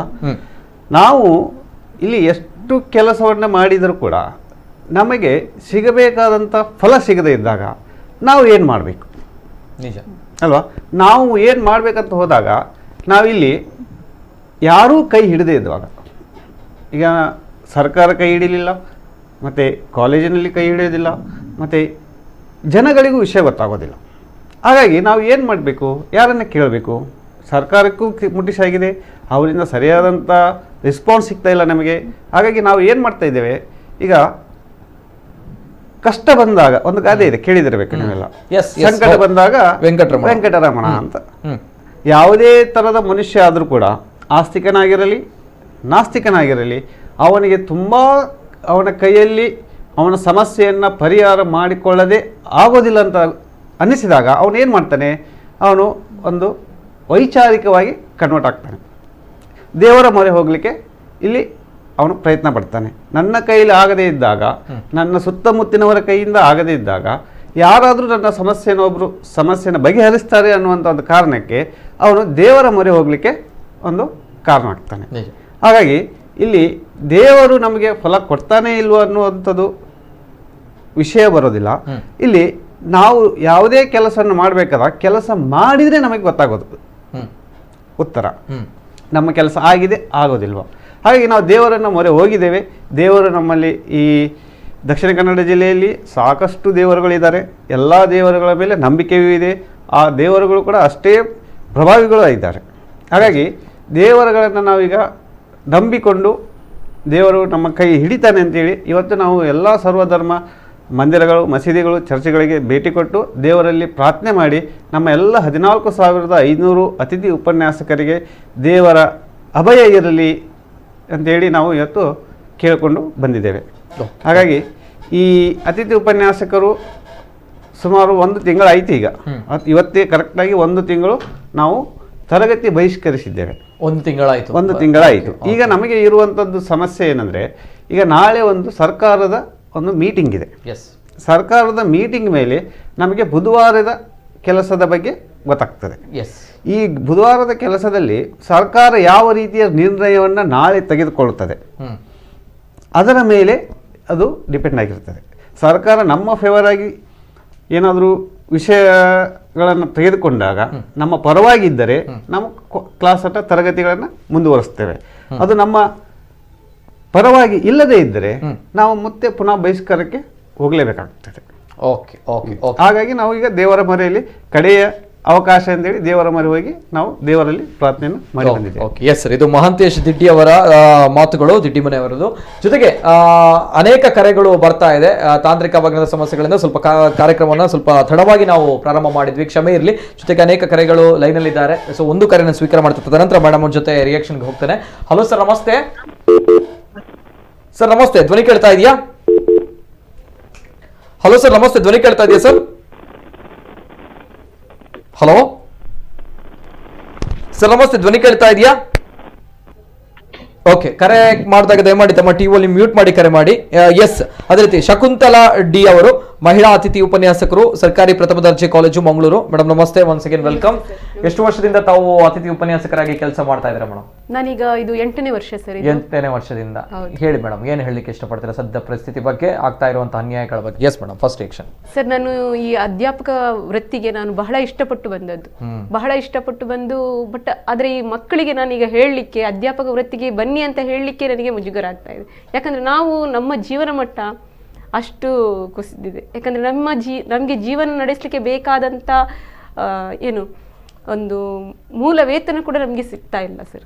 ಹಾಗಾಗಿ ಕೇಂದ್ರ ಸರ್ಕಾರದ ಅಥವಾ ಕಾನೂನಿನ ಪ್ರಕಾರ ಸಮಾನ ವೇತನಕ್ಕೆ ಸಮಾನ ದುಡಿಮೆಗೆ ಸಮಾನ ವೇತನ ಅಂತ ಇದೆ. ಆದರೆ ನಮಗೆ ಅಷ್ಟು ಕೂಡ ಇಲ್ಲ. ಕೂಲಿ ಕೆಲಸದ ಆಳುಗಳಿಗಿಂತ ಕಡಿಮೆ ವೇತನ. ಕೂಲಿ ಕೆಲಸದವರಿಗಾದ್ರೂ ದಿನಕ್ಕೆ ಒಂದು 700 ಪರ್ ಡೇಗೆ 700, ನಮಗೆ ಅಷ್ಟು ಕೂಡ ಇಲ್ಲ. 400 rupees ಪರ್ ಡೇ. 400 rupees. ಹೌದು, ಯಾಕಂದ್ರೆ 11,000 ಪರ್ ಮಂತ್. ಸೊ ಡಿವೈಡ್ ಮಾಡಿದ್ರೆ 400 rupees ಬರುತ್ತೆ. ಸೊ ಹಾಗಂದ್ರೆ ನಾವು ಇಷ್ಟೆಲ್ಲ ಕ್ವಾಲಿಫಿಕೇಶನ್ ಹೊಂದಿದ್ದೇವೆ. ಎಲ್ಲರೂ post graduation, net SLET, PhD ಎಲ್ಲ ಕ್ವಾಲಿಫಿಕೇಶನ್ ಇದೆ. ಇದ್ದು ಕೂಡ ನಮ್ಗೆ ಇಂಥ ಪರಿಸ್ಥಿತಿ. ಸೊ ನಾವು ಮಕ್ಕಳಿಗೆ ಯಾವ ರೀತಿ ಹೇಳ್ಬೋದು, ಟೀಚಿಂಗ್ ಫೀಲ್ಡ್ಗೆ ಬನ್ನಿ ಮಕ್ಕಳೇ, ಯಾಕಂದರೆ ಅಷ್ಟು ಇಷ್ಟಪಟ್ಟು ನಾವು ಬಂದು ಮಕ್ಕಳಿಗೆ ಟೀಚ್ ಮಾಡೋದು. ಸೊ ಈ ಮಕ್ಕಳಿಗೆ ನಾವು ಹೇಗೆ ಅಂತ ಬೋಧನೆ ಮಾಡೋದು, ಟೀಚಿಂಗ್ ಫೀಲ್ಡಿಗೆ ಬನ್ನಿ ಅಂತ. ಯಾಕಂದರೆ ತುಂಬ ಮಕ್ಕಳು ನಮ್ಮಲ್ಲಿ ನಾವು ಟೀಚರ್ ಆಗಬೇಕು, ನಿಮಗೆ ಲೆಕ್ಚರ್ಸ್ ಆಗಬೇಕು ಮೇಡಮ್ ಅಂತ ತುಂಬ ನಮ್ಮಲ್ಲಿ ಹೇಳ್ತಾ ಇದ್ದಾರೆ. ಆದರೆ ಅವರಿಗೆ ನಾವು ಈ ಫೀಲ್ಡಿಗೆ ಬನ್ನಿ, ನಮ್ಮ ಹಾಗೆ ಕಷ್ಟಪಡಿ ಅಂತ ಹೇಳೋಕ್ಕೆ ನಮಗೆ ಈಗ ಮನಸ್ಸು ಒಪ್ತಾ ಇಲ್ಲ ಸರ್. ಅದಲ್ಲದೆ ಸರ್ಕಾರದಲ್ಲಿ ನೋಡಿ, ಯಾವುದೇ ಒಂದು ಕಂಪನಿಯಲ್ಲಿ 10 ಜನಕ್ಕಿಂತ ಜಾಸ್ತಿ ಎಂಪ್ಲಾಯೀಸ್ ಇದ್ದರೆ ಅವರಿಗೆ ESI PF ಫೆಸಿಲಿಟಿ ಎಲ್ಲ ಕೊಡಬೇಕು. ಆದರೆ ನಮ್ಮಲ್ಲಿ 14,500 ಜನ ಇದ್ದೇವೆ, ಆದರೂ ಕೂಡ ನಮಗೆ ಯಾವುದೇ ಫೆಸಿಲಿಟಿಗಳು ಇಷ್ಟರವರೆಗೆ ಸಿಕ್ಕಿಲ್ಲ. ESI PF ಯಾವುದೇ ಇಲ್ಲ. ಸೊ ಸರ್ಕಾರವೇ ನಮ್ಮನ್ನು ಜೀತದಾಳುಗಳಾಗಿ ದುಡಿಸ್ತಾ ಇದೆ. ಓಕೆ ಓಕೆ 12 ತಿಂಗಳು ಮೇಡಮ್ ಅವರು ಹೇಳಿದಾಗೆ, ಶಾಹಿದಾ ಅವರು ಹೇಳಿದಾಗೆ, ಎಷ್ಟು 6 ತಿಂಗಳು ಕೆಲಸ ಮಾಡ್ಲಿಕ್ಕೆ ಸಿಗುತ್ತಾ? 6 ತಿಂಗಳ ಸಂಬಳಗಳು ಸಿಗುತ್ತಾ? ಉಳಿದ 6 ತಿಂಗಳು ಸಿಗ್ತಾ ಇಲ್ಲ, ಏನಿಲ್ಲ. ಏನ್ ಮಾಡ್ಬೇಕು ಅವಾಗ? ಅದೇ ನೀವು ತರಕಾರಿ ಮಾರೋದಾ ಅಥವಾ ಝೊಮ್ಯಾಟೋದಲ್ಲಿ ಕೆಲಸ ಮಾಡ್ಬೇಕಾ, ಬೇರೆ ಏನ್ ಮಾಡ್ಬೋದು? ಮಕ್ಕಳು ನೋಡಿದ್ರ ಆ ಸಂದರ್ಭ ಮಾಡೋದು, ಬದುಕಬೇಕಲ್ಲ. ಎಷ್ಟೋ ಜನಗಳು ಏನ್ ಮಾಡ್ತಾರೆ, ಬಾರಲ್ಲಿ ಕೆಲಸ ಮಾಡ್ತಾರೆ. ಓಕೆ, ಇದೇ ಟೆನ್ಷನ್ಗಳಿಂದ ಸರ್ ಕಬ್ಬು ಕಟಾವು ಮಾಡಿ ಈ ತರ ಸಮಸ್ಯೆಗಳು ತುಂಬಾ ಇದಾವೆ. ಒಬ್ಬ ಜವಾಬ್ದಾರಿಯುತ ಉಪನ್ಯಾಸಕನಾಗಿ ಈ ಸಮಾಜದಲ್ಲಿ ಬದುಕಲಿಕ್ಕೆ ತುಂಬಾ ಕಷ್ಟ ಇದೆ. ನಾಳೆ ಹೇಳ್ಬೋದು, ವಿದ್ಯಾರ್ಥಿಗಳಿಗೆ ಪಾಠ ಮಾಡ್ತಾ ಇದ್ದಾಗ ಚೆನ್ನಾಗಿ ಕಲೀರಿ, ಒಳ್ಳೆ ಮಾರ್ಕ್ಸ್ ಬನ್ನಿ ಮೇಡಮ್ ಹೇಳಿದಾಗೆ. ಮಕ್ಕಳು ಕೇಳ್ಬೋದು, ತಾವೇನ್ ಮಾಡ್ತಾ ಇದ್ದೀರಾ, ತಾವುಗಳು ಈ ಕೆಲಸ ಮಾಡ್ತಾ ಇದ್ದೀರಾ ಅನ್ನುವಂಥದ್ದು. ಎಸ್, ಇದು ಪರಿಸ್ಥಿತಿ. ಅನೇಕ ಕರೆಗಳು ಬರ್ತಾ ಇದೆ. ಹಲೋ ಸರ್, ನಮಸ್ತೆ. ಸರ್ ನಮಸ್ತೆ, ಧ್ವನಿ ಕೇಳ್ತಾ ಇದೆಯಾ? ನಮಸ್ತೆ ಸರ್, ತಮ್ಮ ಹೆಸರು ಎಲ್ಲಿಂದ? ಮನಮೋಹನ್ ಬಳ್ಳರ್ಕ್ ಅಂತೇಳಿ ಸುಳ್ಯದಿಂದ ಮನಮೋಹನ್. ಸರ್ಕಾರಿ ಪ್ರಥಮ ಅತಿಥಿ ಉಪನ್ಯಾಸಕನಾಗಿ ಕೆಲಸ ಮಾಡ್ತಾ ಇದ್ದೇನೆ. ನಮಸ್ತೆ ನಮಸ್ತೆ ಸರ್. ಎಷ್ಟು ವರ್ಷಗಳಿಂದ ಸರ್? ಸುಮಾರು 8 ವರ್ಷಗಳಿಂದ. 8 ವರ್ಷಗಳಿಂದ ಕೆಲಸ ಮಾಡ್ತಾ ಇದ್ದಾರೆ. ಎಸ್ ಸರ್, ಮಾತಾಡಿ ಸರ್, ಹೇಳಿ ಸರ್. ಸರ್, ನಾವು ನಮ್ಮ ಎಲ್ಲ ನಮ್ಮಿಂದ ಆಯ್ಕೆ ಆಗಿರ್ತಕ್ಕಂಥ ಜನನಾಯಕರು ವೇದಿಕೆಯಲ್ಲಿ ಅವರಿಗೆ ಅವಕಾಶ ಸಿಕ್ಕಿದ್ರೆ ಹೇಳ್ತಾರೆ ಸಮಪಾಲು ಸಮಬಾಳು ಅಂತೆಲ್ಲ ಹೇಳ್ತಾರೆ. ನಿಜ. ಆದ್ರೆ ಒಂದು ಅತಿಥಿ ಉಪನ್ಯಾಸಕರನ್ನ ಅವರು ನಡೆಸಿಕೊಳ್ಳುವಂತ ರೀತಿ ಖಂಡಿತವಾಗಿಯೂ ಸರಿ ಇಲ್ಲ. ನಿಜ ನಿಜ. ಕಳೆದ 12 ವರ್ಷಗಳಿಂದ ಹೋರಾಟ ನಡೀತಾ ಇದೆ ಸರ್. ಅತ್ಯಂತ ಕನಿಷ್ಠ ವೇತನಕ್ಕೆ ದುಡಿತಾ ಇದ್ದೇವೆ ನಾವು. ಸುಮಾರು ನಮ್ಮ ಹೋರಾಟಕ್ಕೆ ಪ್ರತಿ ಸಲ ನಮ್ಮ ಹೋರಾಟವನ್ನ ಕೊಳ್ಳು ಭರವಸೆಗಳನ್ನ ಏನಾದ್ರೂ ದೊಡ್ಡ ಭರವಸೆಗಳನ್ನ ಕೊಟ್ಟು ಇದನ್ನ ದಮನ ಮಾಡ್ತಾ ಇದ್ದಾರೆ. ಕಳೆದ 2-3 ವರ್ಷಗಳ ಹಿಂದೆ ಒಮ್ಮೆ ಹೇಳಿದ್ರು, ನಾವು ಹೋರಾಟ ಮಾಡುವಾಗ ಹೇಳಿದ್ರು ನಿಮ್ಮ ಸ್ಯಾಲರಿಯನ್ನು 5,000 ಜಾಸ್ತಿ ಮಾಡ್ತೇವೆ ಅಂತ ಹೇಳಿದ್ರು. ಆದ್ರೆ ಅದನ್ನು ಇದುವರೆಗೂ ಕೂಡ ಇಂಪ್ಲಿಮೆಂಟೇ ಮಾಡ್ಲಿಲ್ಲ ಅವರು. ನಮಗೆ ಈಗ ನಾವು ಕೇಳುವಂತದ್ದು ನಮಗೆ ಸೇವಾ ಭದ್ರತೆ ಬೇಕು ಅಂತ. 9,000 ಸ್ಯಾಲರಿ ಇತ್ತು ಸರ್, ಕೇವಲ 2,000 ಜಾಸ್ತಿ ಮಾಡಿ 11,000ದಲ್ಲಿ ನಾವು ಹೇಗೆ ಜೀವನ ಮಾಡ್ಬೇಕು ಹೇಳಿ? ಈ 11,000 ಸಂಬಳ ಏನಿದೆ ಸರ್, ಅಂದ್ರೆ ಬಹುಶಃ ಜನರಿಗೆ ಕೂಡ ಈ ಮಾಹಿತಿ ಬೇಕಾಗುತ್ತೆ. ಅಂದ್ರೆ PhD ನೆಟ್ಗಳು MPhil ಗಳು ಮಾಡಿದವರಿಗೆ ಇಷ್ಟು ಸಂಬಳ ಕೊಡ್ತಾ ಇದೆ ಸರ್ಕಾರ?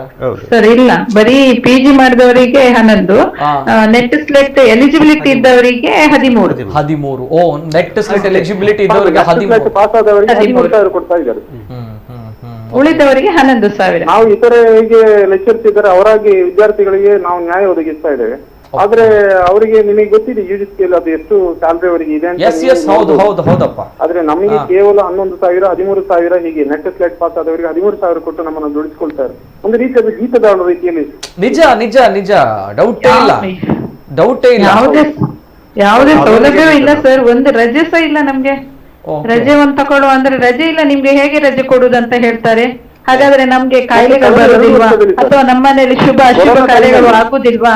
ಇಂಥದೆಲ್ಲ ಬಹಳ ನೋವಿನ ಸಮಸ್ಯೆ. ನಿಜ ನಿಜ ನಿಜ. ಎಸ್ ಸರ್, ಮಾತಾಡಿ ಸರ್. 6 ತಿಂಗಳ ಸಂಬಳ ಮಾತ್ರ ಕೊಡ್ತಾ ಇದ್ದಾರೆ. ನಾವು ಎಷ್ಟು ಕೂಡ ಕೇಳಿಕೊಂಡ್ರು ಕೂಡ ನಮಗೆ ನಮ್ಮ ಕಡೆ ಒಂದು ಸ್ಪಂದನೆ ಕೂಡ ಸರ್ಕಾರದ ವತಿಯಿಂದ ಇಲ್ಲ ನಮ್ಮ ಕಡೆ. ಹಾಗಾಗಿ ನಮ್ಮ ಬೇಡಿಕೆ ಒಂದೇ, ನಮ್ಮ ಒಂದು ಏನು ಹುದ್ದೆ ಇದೆ ಇದಕ್ಕೆ ಸೇವಾ ಭದ್ರತೆಯನ್ನ ನಾವು 14,500 ಜನ ಅತಿಥಿ ಉಪನ್ಯಾಸಕರು ರಾಜ್ಯದಲ್ಲಿ ಇದ್ದೇವೆ. ನಮಗೆ ಸೇವಾ ಭದ್ರತೆಯನ್ನ ಕೊಡಬೇಕು ಮತ್ತು ಒಂದು ಒಳ್ಳೆಯ ನಾವು ಬದುಕಲಿಕ್ಕೆ ಬೇಕಾಗಿರುವಂತಹ ಒಂದು ವೇತನವನ್ನು ನಿಗದಿ ಮಾಡಬೇಕು ಅವರು. ನಿಜ ನಿಜ ನಿಜ ನಿಜ. Yes sir. ಇದು ನಿಮ್ಮ ಮೂಲಕ ನಾವು ಸರ್ಕಾರಕ್ಕೆ ಬೇಡಿಕೆ ಇಡುವಂತ. ಓಕೆ ಸರ್, ತಾವು ಏನ್ ಮಾಡ್ತಾರೆ ಸರ್? ಒಂದು 6 ತಿಂಗಳು ಸಂಬಳ ಬರುತ್ತೆ, ಉಳಿದ 6 ತಿಂಗಳು ಸಂಬಳ ಬರಲ್ಲ ಅಂತ ಬಂದಾಗ ತಾವೇನ್ ಮಾಡ್ತೀರಾ ಉಳಿದ 6 ತಿಂಗಳಲ್ಲಿ? 6 ತಿಂಗಳಲ್ಲಿ ಅಂದ್ರೆ ಒಂದು ವರ್ಷದಲ್ಲಿ ನಾವು ದುಡಿತೇವೆ ಸರ್. ನಾವೀಗ ಕೊರೋನಾ ಬಂದ್ರೆ ಆನ್ಲೈನ್ ಅಲ್ಲಿ ಕ್ಲಾಸ್ ಆದ್ರೂ ನಾವು ಮಾಡ್ತೇವೆ. ಆದ್ರೆ ನಮಗೆ ಕೊಡುವಂತದ್ದು ಕೇವಲ 6 ತಿಂಗಳ ವೇತನ ಮಾತ್ರ ನಮಗೆ ಕೊಡ್ತಕ್ಕಂಥದ್ದು. ಕೊಡ್ತಾ ಇದ್ದಾರೆ. ಎಕ್ಸಾಮ್ ಡ್ಯೂಟಿ ಇದೆ, ಎಲ್ಲ ಡ್ಯೂಟಿಗೆ ನಮ್ಮನ್ನು ಹಾಕೊಳ್ತಾರೆ. ಆದ್ರೆ ಕೊಡುವಂತದ್ದು ಕೇವಲ 3 ತಿಂಗಳನ್ನು ಮಾತ್ರ ಕನ್ಸಿಡರ್ ಮಾಡುವಂತದ್ದು ನಮ್ಮದು. Okay okay okay okay yes sir yes sir. ಆದ್ರೆ ನೀವು ಸರ್ಕಾರಿ ನೌಕರಿಗೆ ನೋಡಿ, ವರ್ಷದಲ್ಲಿ 12 ತಿಂಗಳು ಕೂಡ ಅವರಿಗೆ ಸರ್ ಅವ್ರಗಳ ಬಗ್ಗೆ ಮಾತಾಡಬೇಡಿ ಸರ್, ಅದು ಶಾಂತಪ್ಪ ಅಲ್ಲ, ಅವರ ಬಗ್ಗೆ ನಾವು ಮಾತನಾಡುವುದಿಲ್ಲ. ಅಲ್ಲ ಆ ರೀತಿ ಅಲ್ಲ, ಆ ರೀತಿ ಅಲ್ಲ, ಅದು ಗೊತ್ತಿದೆ ನಮ್ಗಳಿಗೆ, ಅದು ಗೊತ್ತಿದೆ ನಮ್ಗಳಿಗೆ. ಹಾಗೆ ಯಾಕಂದ್ರೆ ಇಲ್ಲ ಸರ್, ನಾವು ಗೌರವ ಇದೆ ತಮ್ಗಳ ಮೇಲೆ, ಗೌರವ ಇದೆ. ನಾನು ಆ ರೀತಿಯಲ್ಲಿ 100% ನಾನು ಕೂಡ ಅದನ್ನೇ ಹೇಳುವಂತದ್ದು. ಆ ರೀತಿ ಅಲ್ಲ, ಗೊತ್ತಿದೆ ಅವರ ಅವಸ್ಥೆ, ಗೊತ್ತಿದೆ ಅವರ ಅವ್ಯವಸ್ಥೆ ಕೂಡ ಗೊತ್ತಿದೆ. ಅಂಡ್ ತಾವುಗಳು ಕಷ್ಟ ಪಡ್ತಾ ಇದ್ದೀರಾ ಸರ್, ಮೈ ಬಗ್ಗಿಸಿ ದುಡಿತಾ ಇದ್ದೀರಾ. ಜೊತೆಗೆ ತಾವುಗಳು ನಮ್ಮ ಭವಿಷ್ಯದ ಅತ್ಯದ್ಭುತವಾಗಿರುವಂತಹ ವಿದ್ಯಾರ್ಥಿಗಳನ್ನ, ಶಕ್ತಿಗಳನ್ನ ರೆಡಿ ಮಾಡ್ತಾ ಇದ್ದೀರಾ. ಅದೇ ತಮ್ಗಳಿಗೆ ಕೊಡ್ತಾ ಇರುವಂತಹ ಒಂದು ಸ್ಥಾನಮಾನ ಎಷ್ಟಿದೆ ಅನ್ನೋದು ಗೊತ್ತಾಗ್ತದೆ. ನೇಷನ್ ಬಿಲ್ಡರ್ ಅಂತ ಹೇಳ್ತಾರೆ sir. Yes sir, yes yes yes, ನಿಜ ನಿಜ ಸರ್. ಈ ರೀತಿಯ ತಾರತಮ್ಯ ಮಾಡುವಂತದ್ದು, ನಮ್ಮನ್ನ ಜೀತದಾಳುಗಳ ರೀತಿಯಲ್ಲಿ ದುಡಿಸ್ಕೊಳ್ಳುವಂತದ್ದು, ಒಂದು ರೀತಿಯಲ್ಲಿ ಸಮಾಜದಲ್ಲಿ ನಮಗೆ ಈ ರೀತಿ ಮಾಡುವಂತದ್ದು ಅಗೌರವ ತೋರಿಸಿದ್ದಾರೆ. Yes sir, yes sir, yes sir. Thank you sir, thank you, ಧನ್ಯವಾದಗಳು. ಎಸ್, ನೋಡೋಣ, ದೇವರಿದ್ದಾರೆ. ಜೊತೆಗೆ ಇನ್ನೊಂದು ಕರೆ ಇದೆ. ಬಿಫೋರ್ ದ್ಯಾಟ್ ನನಗೆ ಸಚಿವರ ಜೊತೆ, ಎಂಪಿಗಳ ಜೊತೆ ಮಾತಾಡಬೇಕು. ಎಸ್, ತದನಂತರ ಕನೆಕ್ಟ್ ಮಾಡಿ. ಇನ್ನೊಂದು ಕರೆ ಇದೆ. ಹಲೋ ಸರ್, ನಮಸ್ತೆ. ಹಲೋ, ನಮಸ್ತೆ ಸರ್. ನಮಸ್ತೆ ಸರ್, ತಮ್ಮ ಹೆಸರಲ್ಲಿಂದ ಕರೆ ಮಾಡ್ತಾ ಇದ್ದೀರಾ ಸರ್? ಗುರುರಾಜ್ ಅಂತ, ಕುಂದಾಪುರದಿಂದ. ನಮಸ್ತೆ ಸರ್, ಮಾತಾಡಿ ಸರ್. ನಮಸ್ತೆ ಸರ್, ಮಾತಾಡಿ ಸರ್. ಹಲೋ, ಮಾತಾಡಿ ಸರ್, ಧ್ವನಿ ಕೇಳ್ತಾ ಇದೆ, ಮಾತಾಡಿ ಸರ್. ಸರ್, ಧ್ವನಿ ಕೇಳ್ತಾ ಇದೆಯಾ? ಧ್ವನಿ ಕೇಳ್ತಾ ಉಂಟು. ಓಕೆ, ತಾವು ಕೂಡ ಉಪನ್ಯಾಸಕರಾಗಿದ್ದೀರಾ ಸರ್? ಅತಿಥಿ ಉಪನ್ಯಾಸಕನಾಗಿ ಸುಮಾರು 12 ವರ್ಷ ಆಯ್ತು ಸರ್. ಇದೇ ಒಂದು ಪ್ರಥಮ ದರ್ಜೆ ಕಾಲೇಜಲ್ಲಿ ಅತಿಥಿ ಉಪನ್ಯಾಸಕನಾಗಿ ನಾನು ಸೇವೆ ಸಲ್ಲಿಸ್ತಾ ಇದ್ದೇನೆ, ಕುಂದಾಪುರದಲ್ಲಿ. ಕುಂದಾಪುರ ಸರ್, ಫಸ್ಟ್ ಏಡ್ ಕಾಲೇಜಲ್ಲಿ. ಮಾತಾಡಿ ಸರ್, ಮಾತಾಡಿ. ಬಟ್ ಈಗ ಸರ್, ನಮ್ಮ ಸಹೋದ್ಯೋಗಿ ಮಿತ್ರರು ಹೇಳಿದ್ದಾರೆ, ಈಗ ಹೊಸ ನೂತನ ಶಿಕ್ಷಣ ನೀತಿ ಅಂತ ಏನ್ ಜಾರಿಗೆ ತಂದಿದಾರೋ ಅದ್ರಲ್ಲಿ ಸರ್ ಸೆಂಟ್ರಲ್ ಗೈಡ್ ಲೈನ್ಸ್ ಇದೆ ಸರ್. ಇಲ್ಲಿ ಅತಿಥಿ, ಅರೆಕಾಲಿಕ ಅದ್ ಯಾವ್ದನ್ನು ಇಟ್ಕೊಳ್ಲಿಕ್ಕಿಲ್ಲ. ಪರ್ಮನೆಂಟ್ 6 days ವರ್ಕ್ ಮಾಡ್ಬೇಕು ಅವರು. ಮತ್ತೆ ಸ್ಟೂಡೆಂಟ್ ಸ್ಟ್ರೆಂತ್ ಆಗಿದೆ ಸರ್. ಈಗ 90 ಅಬೌವ್, ನಮ್ 100 ತನಕನೂ ಸಹ ಒಂದು ಕ್ಲಾಸ್ ರೂಮ್ ಅಲ್ಲಿ ಸ್ಟ್ರೆಂತ್ ಇದೆ ಸರ್. ಆಕ್ಚುಲಿ ಅದನ್ನ ಸರ್ 50-60ಗೆ ಮ್ಯಾಕ್ಸಿಮಮ್ 60 ಇದೆ. 60ಗೆ ನಾವು ಕಟ್ ಮಾಡಿದಾಗ ನಮ್ಗೆ ವರ್ಕ್ ಲೋಡ್ ಸಹ ಜಾಸ್ತಿ ಆಗ್ತದೆ ಸರ್. ನಮ್ಮನ್ನ ಪರ್ಮನೆಂಟ್ ಮಾಡ್ಲಿಕ್ಕೆ ಅಥವಾ ಸೇವಾ ಭದ್ರತೆ ಕೊಡ್ಲಿಕ್ಕೆ ಯಾವುದೇ ರೀತಿಲೂ ಸಹ ಅಡಚಣೆ ಆಗುವಂತ ಸಾಧ್ಯತೆನೇ ಇಲ್ಲ. ಯಾಕಂದ್ರೆ ಸರ್ ವರ್ಕ್ ಲೋಡ್ ಜಾಸ್ತಿ ಇದೆ. ಮತ್ತೆ ನಮ್ಮನ್ನ ತೆಗೆದುಕೊಂಡಿದ್ದು ಸರ್ ಮೆರಿಟ್ ಮೇಲೆ ತೆಗೆದುಕೊಂಡಿದ್ದು, ಸುಮ್ಮನೆ ನಮ್ಮನ್ನ ಅಪಾಯಿಂಟ್ ಮಾಡ್ಕೊಳ್ಳಿಲ್ಲ ಸರ್. ಅವ್ರದ್ದು ಒಂದು ನೆಟ್, ಸ್ಲೆಟ್, PhD ಮತ್ತೆ ಸೇವಾನುಭವ ಇಟ್ಕೊಂಡ್ಬಿಟ್ಟು ಒಂದು ಕಾಲೇಜ್ ಶಿಕ್ಷಣ ಇಲಾಖೆಯಿಂದನೇ ನಮ್ಮನ್ನ ಮೆರಿಟ್ ಮೇಲೆ ತೆಗೆದುಕೊಂಡವಾಗ ಈಗ ನಮ್ಗೆ ಸೇವಾ ಭದ್ರತೆ ಕೊಡ್ಲಿಕ್ಕೆ ದೊಡ್ಡ ಕಷ್ಟ ಏನು ಅನ್ಸುದಿಲ್ಲ ಸರ್. ಅದು ಸಹ ಸರ್ಕಾರ ಯಾಕೆ ಈ ರೀತಿ ಮೀನಾಮೈಷಿ ಎಣಿಸುತ್ತೆ ಅಂತ ಗೊತ್ತಾಗ್ತಿಲ್ಲ. ಬಟ್ 10, 12, 20 ವರ್ಷ ತನಕ ನಾವು ಸರ್ವಿಸ್ ಮಾಡ್ಕೊಂಡು ಅಂದ್ರೆ ತುಂಬಾ ಅಭದ್ರತೆಯಲ್ಲಿ ಉಂಟು ಸರ್. ನಮ್ಗೆ ಕ್ಲಾಸ್ ಮಾಡ್ಲಿಕ್ಕೂ ಸಹ ಬೆಳಿಗ್ಗೆ ನಮ್ಗೆ ಭದ್ರತೆ ಇಲ್ಲದೆ ಇದ್ರೆ ನಾವು ಮಕ್ಕಳಿಗೆ ಯಾವ ರೀತಿ ನಾವು ಕ್ಲಾಸ್ ಮಾಡ್ಲಿಕ್ಕೆ ಆಗ್ತದೆ?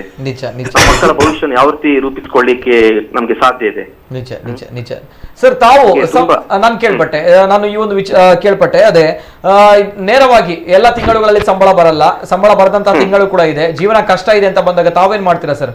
ಸರ್, ನಾವು ಸರ್ ಮಧ್ಯದಲ್ಲಿ ಸಂಜೆ ಟ್ಯೂಷನ್ ಕೊಟ್ಕೊಳ್ಳುವಂಥದ್ದು, ಮತ್ತೆ ಕೋಚಿಂಗ್ ಸೆಂಟರ್ ಅಂತ ಮಾಡ್ಕೊಂಡು ಏನಾದ್ರು ಸರ್ ಮಾಡ್ಕೊಂಡ್ರೆ ಜೀವನ ನಡೆಸಬೇಕಲ್ಲ ಸರ್. ಏನಾದ್ರು ಮಾಡಿ ನಾವು ಕೋಚಿಂಗ್ ಸೆಂಟರ್ ಅಂತ ಮಾಡ್ಕೊಂಡಿರ್ತೇವೆ ಪರ್ಸನಲ್ ಆಗಿ. ಪ್ರೈವೇಟ್ ಅಲ್ಲಿ ಏನಾದ್ರು ಮಧ್ಯದಲ್ಲಿ ಏನೋ ವರ್ಕ್ ಮಾಡುವಂತ ಈ ರೀತಿ ಎಲ್ಲ ಮಾಡಿ ಒಂದು ಜೀವನ ನಡೆಸ್ತಾ ಉಂಟು ಸರ್. ಮತ್ತೆ ಇದನ್ನ ಬಿಟ್ಟು ನಾವು ಬೇರೆ ಫೀಲ್ಡ್ ಹೋಗ್ಲಿಕ್ಕೆ, ಯಾಕಂದ್ರೆ ನಮ್ಗೆ ನೆಟ್, ಸ್ಲೆಟ್ ಮತ್ತೆ ಪೋಸ್ಟ್ ಗ್ರಾಜುಯೇಷನ್ ಹಾಕೊಂಡು ನಾವು ಬೇರೆ ಯಾವ ವರ್ಕಿಗೂ ಸಹ ಹೋಗ್ಲಿಕ್ಕೆ ಆಗುದಿಲ್ಲ ಸರ್. ಅದೇ ನಾವು ತುಂಬಾ ಲೋ ಲೆವೆಲ್ ಎಜುಕೇಶನ್ ಇದ್ರೆ ಯಾವ್ದಾದ್ರು ವೃತ್ತಿ ಮಾಡ್ಬೋದಿತ್ತು. ಬಟ್ ನಾವು ಒಂದು ಕ್ವಾಲಿಫೈಡ್ ಹಾಕೊಂಡು ಒಂದು ಪ್ರೊಫೆಷನಲಿ ನಾವು ಈ ವೃತ್ತಿ ಮಾಡ್ಕೊಂಡ ನಂತರ ನಾಳೆ ಮತ್ತೊಂದು ಬೇರೆ ವೃತ್ತಿ ಹೋಗಿ ನಮ್ಮ ವಿದ್ಯಾರ್ಥಿಗಳೇ ನಮ್ಮನ್ನ ನೋಡುವಂತ ರೀತಿನೇ ಚೇಂಜಸ್ ಇರ್ತದೆ. ಅದಕ್ಕೋಸ್ಕರ ಬೇರೆ ವೃತ್ತಿಗೆ ಹೋಗ್ಲಿಕ್ಕೆ ಆಗುದಿಲ್ಲ ಸರ್. ಬಟ್ ನಮ್ಮ ಈ ವೃತ್ತಿಯನ್ನು ಸಹ ಬಹಳಷ್ಟು ಮನಸ್ಪೂರ್ವಕವಾಗಿ ಮಾಡುವಂತ ಸ್ಥಿತಿಯಲ್ಲೂ ಸಹ ನಾವಿಲ್ಲ ಸರ್ ಇವತ್ತು. ಅಲ್ವಾ? Okay okay okay, yes sir, yes sir, okay sir, okay, thank you. ನನಗೆ ಸರ್, ನಮ್ಗೆ ನಿಮ್ಮ ಒಂದು ಮಾಧ್ಯಮದ ಮೂಲಕ ನಮ್ಮ ಈ ಕಾಲೇಜು ಶಿಕ್ಷಣ ಇಲಾಖೆಯ ಸಂಬಂಧಪಟ್ಟವರಿಗೂ ಮತ್ತೆ ಎಲ್ಲಾ ಸಚಿವರಿಗೂ ಎಲ್ಲಾ ಒಂದು ಶಾಸಕರಿಗೂ ಸಹ ಇದೊಂದು ಮನವರಿಕೆ ಮಾಡುವಂತಾಗ್ಲಿ ಸರ್.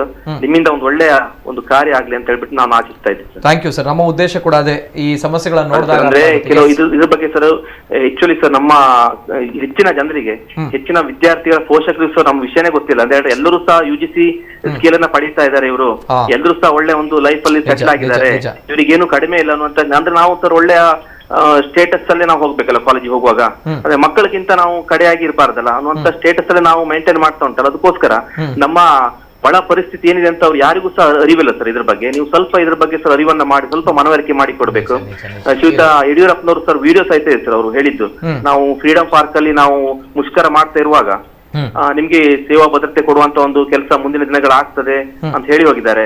ಮತ್ತೆ ಇವರು NEP ಬಂದವಾಗ CM ಬಸವರಾಜ ಬೊಮ್ಮಾಯಿ ಸರ್ ನಮ್ಮ ಮಾಧ್ಯಮದಲ್ಲಿ ಹೇಳಿದ್ದಾರೆ, ಅವರು ಸಹ ನಾವು ಕಾನ್ನ ಚೌಕಟ್ಟಿನ ಒಳಗಡೆ ತರುವಂತ ಕೆಲಸ ಆಗ್ತದೆ ಅನ್ನುವಂತ ಮಾತು ಸಹ ಅವರು ಹಾಡಿದ್ದಾರೆ ಸರ್. ಅವರು ಸಹ ನಾವು ಅತಿಥಿಗಳಂತ ಇಟ್ಕೊಳ್ಬಾರ್ದು, ಅವರು ಸಹ ನಾವು ಇವತ್ತು ತರಬೇಕು ಅನ್ನುವಂತ ಮಾತು ಸಹ ಆಡಿದ್ದಾರೆ ಸರ್ ಅವರು. ಓಕೆ ಸರ್, ಥ್ಯಾಂಕ್ ಯು ಧನ್ಯವಾದಗಳು. ಇಲ್ಲ, ಸದ್ಯದ ಪರಿಸ್ಥಿತಿ, ತಮ್ಮಗಳ ಸಮಸ್ಯೆಯು ಕೂಡ ಪರಿಸ್ಥಿತಿಯು ಕೂಡ ಜನಸಾಮಾನ್ಯರಿಗೆ ಅರ್ಥ ಆಗುತ್ತೆ. ಎಸ್ ಮೇಡಮ್, ನಾನು ಶಾಹಿದ್ ಅವ್ರ ಜೊತೆ ಅಂದ್ರೆ ನಾಳೆ ಒಂದು ಮೀಟಿಂಗ್ ಕೂಡ ಇದೆ, ತಮ್ಮನ್ನ ಕರೆದಿದ್ದಾರೆ. ಸೊ ಹಾಗಾಗಿ ಒಂದು ಒಳ್ಳೆಯ ಸುದ್ದಿ ಬರಲಿ, ಶುಭ ಸುದ್ದಿ ಬರಲಿ ಅನ್ನೋದು ನಮ್ಮ ಆಶಯ. ಜೊತೆಗೆ ಮೇಡಮ್, ಮುನ್ನೆ ಕೂಡ ತಾವುಗಳು ಉಡುಪಿಯಲ್ಲಿ ಪ್ರತಿಭಟನೆಯನ್ನ ಮಾಡಿದ್ದೀರಿ, ವಿಭಿನ್ನವಾದ ಪ್ರತಿಭಟನೆ. ಎಸ್ ಮೇಡಮ್, ಏನ್ ಹೇಳ್ತೀರಾ ಆ ಪ್ರತಿಭಟನೆ ಬಗ್ಗೆ? ಜೊತೆಗೆ ತಮ್ಮ last reaction. Yes madam. Yes sir, ಮೊನ್ನೆ ನಾವು ಗುರುವಾರ ವಿಭಿನ್ನ ರೀತಿಯಲ್ಲಿ ಟೀ ಮಾರುವುದರ ಮೂಲಕ, ಮತ್ತೆ ಪೊರಕೆ ಹಿಡ್ಕೊಂಡು ಗುಡಿಸುವುದರ ಮೂಲಕ, ಮತ್ತೆ ಬೂಟ್ ಪಾಲಿಶ್ ಮಾಡುವುದರ ಮೂಲಕ ಮುಖವಾಡಗಳನ್ನು CM ಮತ್ತೆ ಎಜುಕೇಶನ್ ಮಿನಿಸ್ಟರ್ ಮುಖವಾಡಗಳನ್ನು ಮಾಡಿದ್ದೇವೆ ಸರ್. ಈ ರೀತಿಯಲ್ಲಾದ್ರೂ ಸರ್ಕಾರವನ್ನು ಎಚ್ಚರಿಸುವಂತ ಕೆಲಸ ಮಾಡಿದ್ದೇವೆ. ಮುಂದಿನ ದಿನಗಳಲ್ಲಿ ನಮ್ಗೆ ಈ ಪರಿಸ್ಥಿತಿ ಬರುತ್ತಾ ಅನ್ನುವ ಭಯ. ಬೂಟ್ ಪಾಲಿಶ್ ಮಾಡುವಂತ ಪರಿಸ್ಥಿತಿ ಕೊಡ್ತಾರ ಇವರು ಅಥವಾ ಗುಡಿಸ್ಬೇಕಾ ನಾವು ಎನ್ನುವ ಒಂದು ಸಾಂಕೇತಿಕ ರೂಪದಲ್ಲಿ ಮಾಡಿ ತೋರಿಸಿದ್ದೇವೆ ಸರ್. ಈಗ ನಾಳೆ ಮೀಟಿಂಗಿಗೆ ಹೋಗ್ತಾ ಇದ್ದೇನೆ. ಶುಭ ಸುದ್ದಿಯನ್ನು ತಕೊಂಡ್ ಬರ್ಬೇಕಂತ ಆಸೆ ಕೂಡ, ಆಶಾವಾದಿಯಾಗಿ ಇದ್ದೇನೆ. ಖಂಡಿತ ನಾಳೆ ದಿನದಲ್ಲಿ ನಮ್ಗೆ ಒಳ್ಳೆಯ ರಿಸಲ್ಟ್ ಕೊಡಬಹುದು. ಯಾವ್ದಾದ್ರು ಒಂದು ರೀತಿಯಲ್ಲಿ ನಮಗೆ ಸೇವಾ ಭದ್ರತೆಯನ್ನು ಕೊಟ್ಟು ಗೌರವಿತವಾದ ಜೀವನವನ್ನು ನಡೆಸಲಿಕ್ಕೆ ಅವಕಾಶ ಮಾಡಿ ಕೊಡ್ಬಹುದಂತ ನನ್ನ ಆಸೆ ಸರ್. ಮತ್ತೆ ಆಶಾವಾದಿಯಾಗಿ ಕೂಡ ನಾನಿದ್ದೇನೆ ಸರ್. ಒಳ್ಳೇದಾಗ್ಬೇಕು, ಯಾಕಂದ್ರೆ ಸೋತು ಸುಣ್ಣವಾಗಿ ಹೋಗಿದ್ದೇವೆ ಸರ್. ನಮ್ಗೆ ಇನ್ನು ಈ ಕಾರಣದಿಂದಲೇ ಬಹುಶಃ ಅದೆಷ್ಟೋ ಜನ ಸುಸೈಡ್ ಮಾಡ್ಕೊಂಡಿದ್ದಾರೆ. ಈ ಸ್ಟ್ರೈಕ್ ಆಗ್ತಾ ಇರುವಾಗ್ಲೂ ಕೂಡ ಮೊನ್ನೆ ತಾನೇ ತೀರ್ಥಹಳ್ಳಿ ಕಾಲೇಜಿನ ಒಬ್ರು ಲೆಕ್ಚರ್ ಕೂಡ ಸುಸೈಡ್ ಮಾಡ್ಕೊಂಡಿದ್ದಾರೆ. 13 ವರ್ಷ ಸರ್ವಿಸ್ ಮಾಡಿದವರು. ಅವರು ಖಿನ್ನತೆಗೊಳಗಾದ್ರು ಸರ್. ಸರಿಯಾದ ಉದ್ಯೋಗ ಇಲ್ಲ, ಸರಿಯಾದ ವೇತನ ಇಲ್ಲ, ಸಂಸಾರ ತೂಗಿಸುವುದೇ ಅವರಿಗೆ ಕಷ್ಟ ಅನ್ಸಿ ಪಾಪ ಖಿನ್ನತೆಗೊಳಗಾಗಿ ಸುಸೈಡ್ ಮಾಡ್ಕೊಂಡ್ಬಿಟ್ರು ಸರ್. ಇನ್ ಮುಂದಿನ ದಿನಗಳಲ್ಲಿ ಯಾರಿಗೂ ಇಂಥ ಪರಿಸ್ಥಿತಿ ಬರಬಾರ್ದು.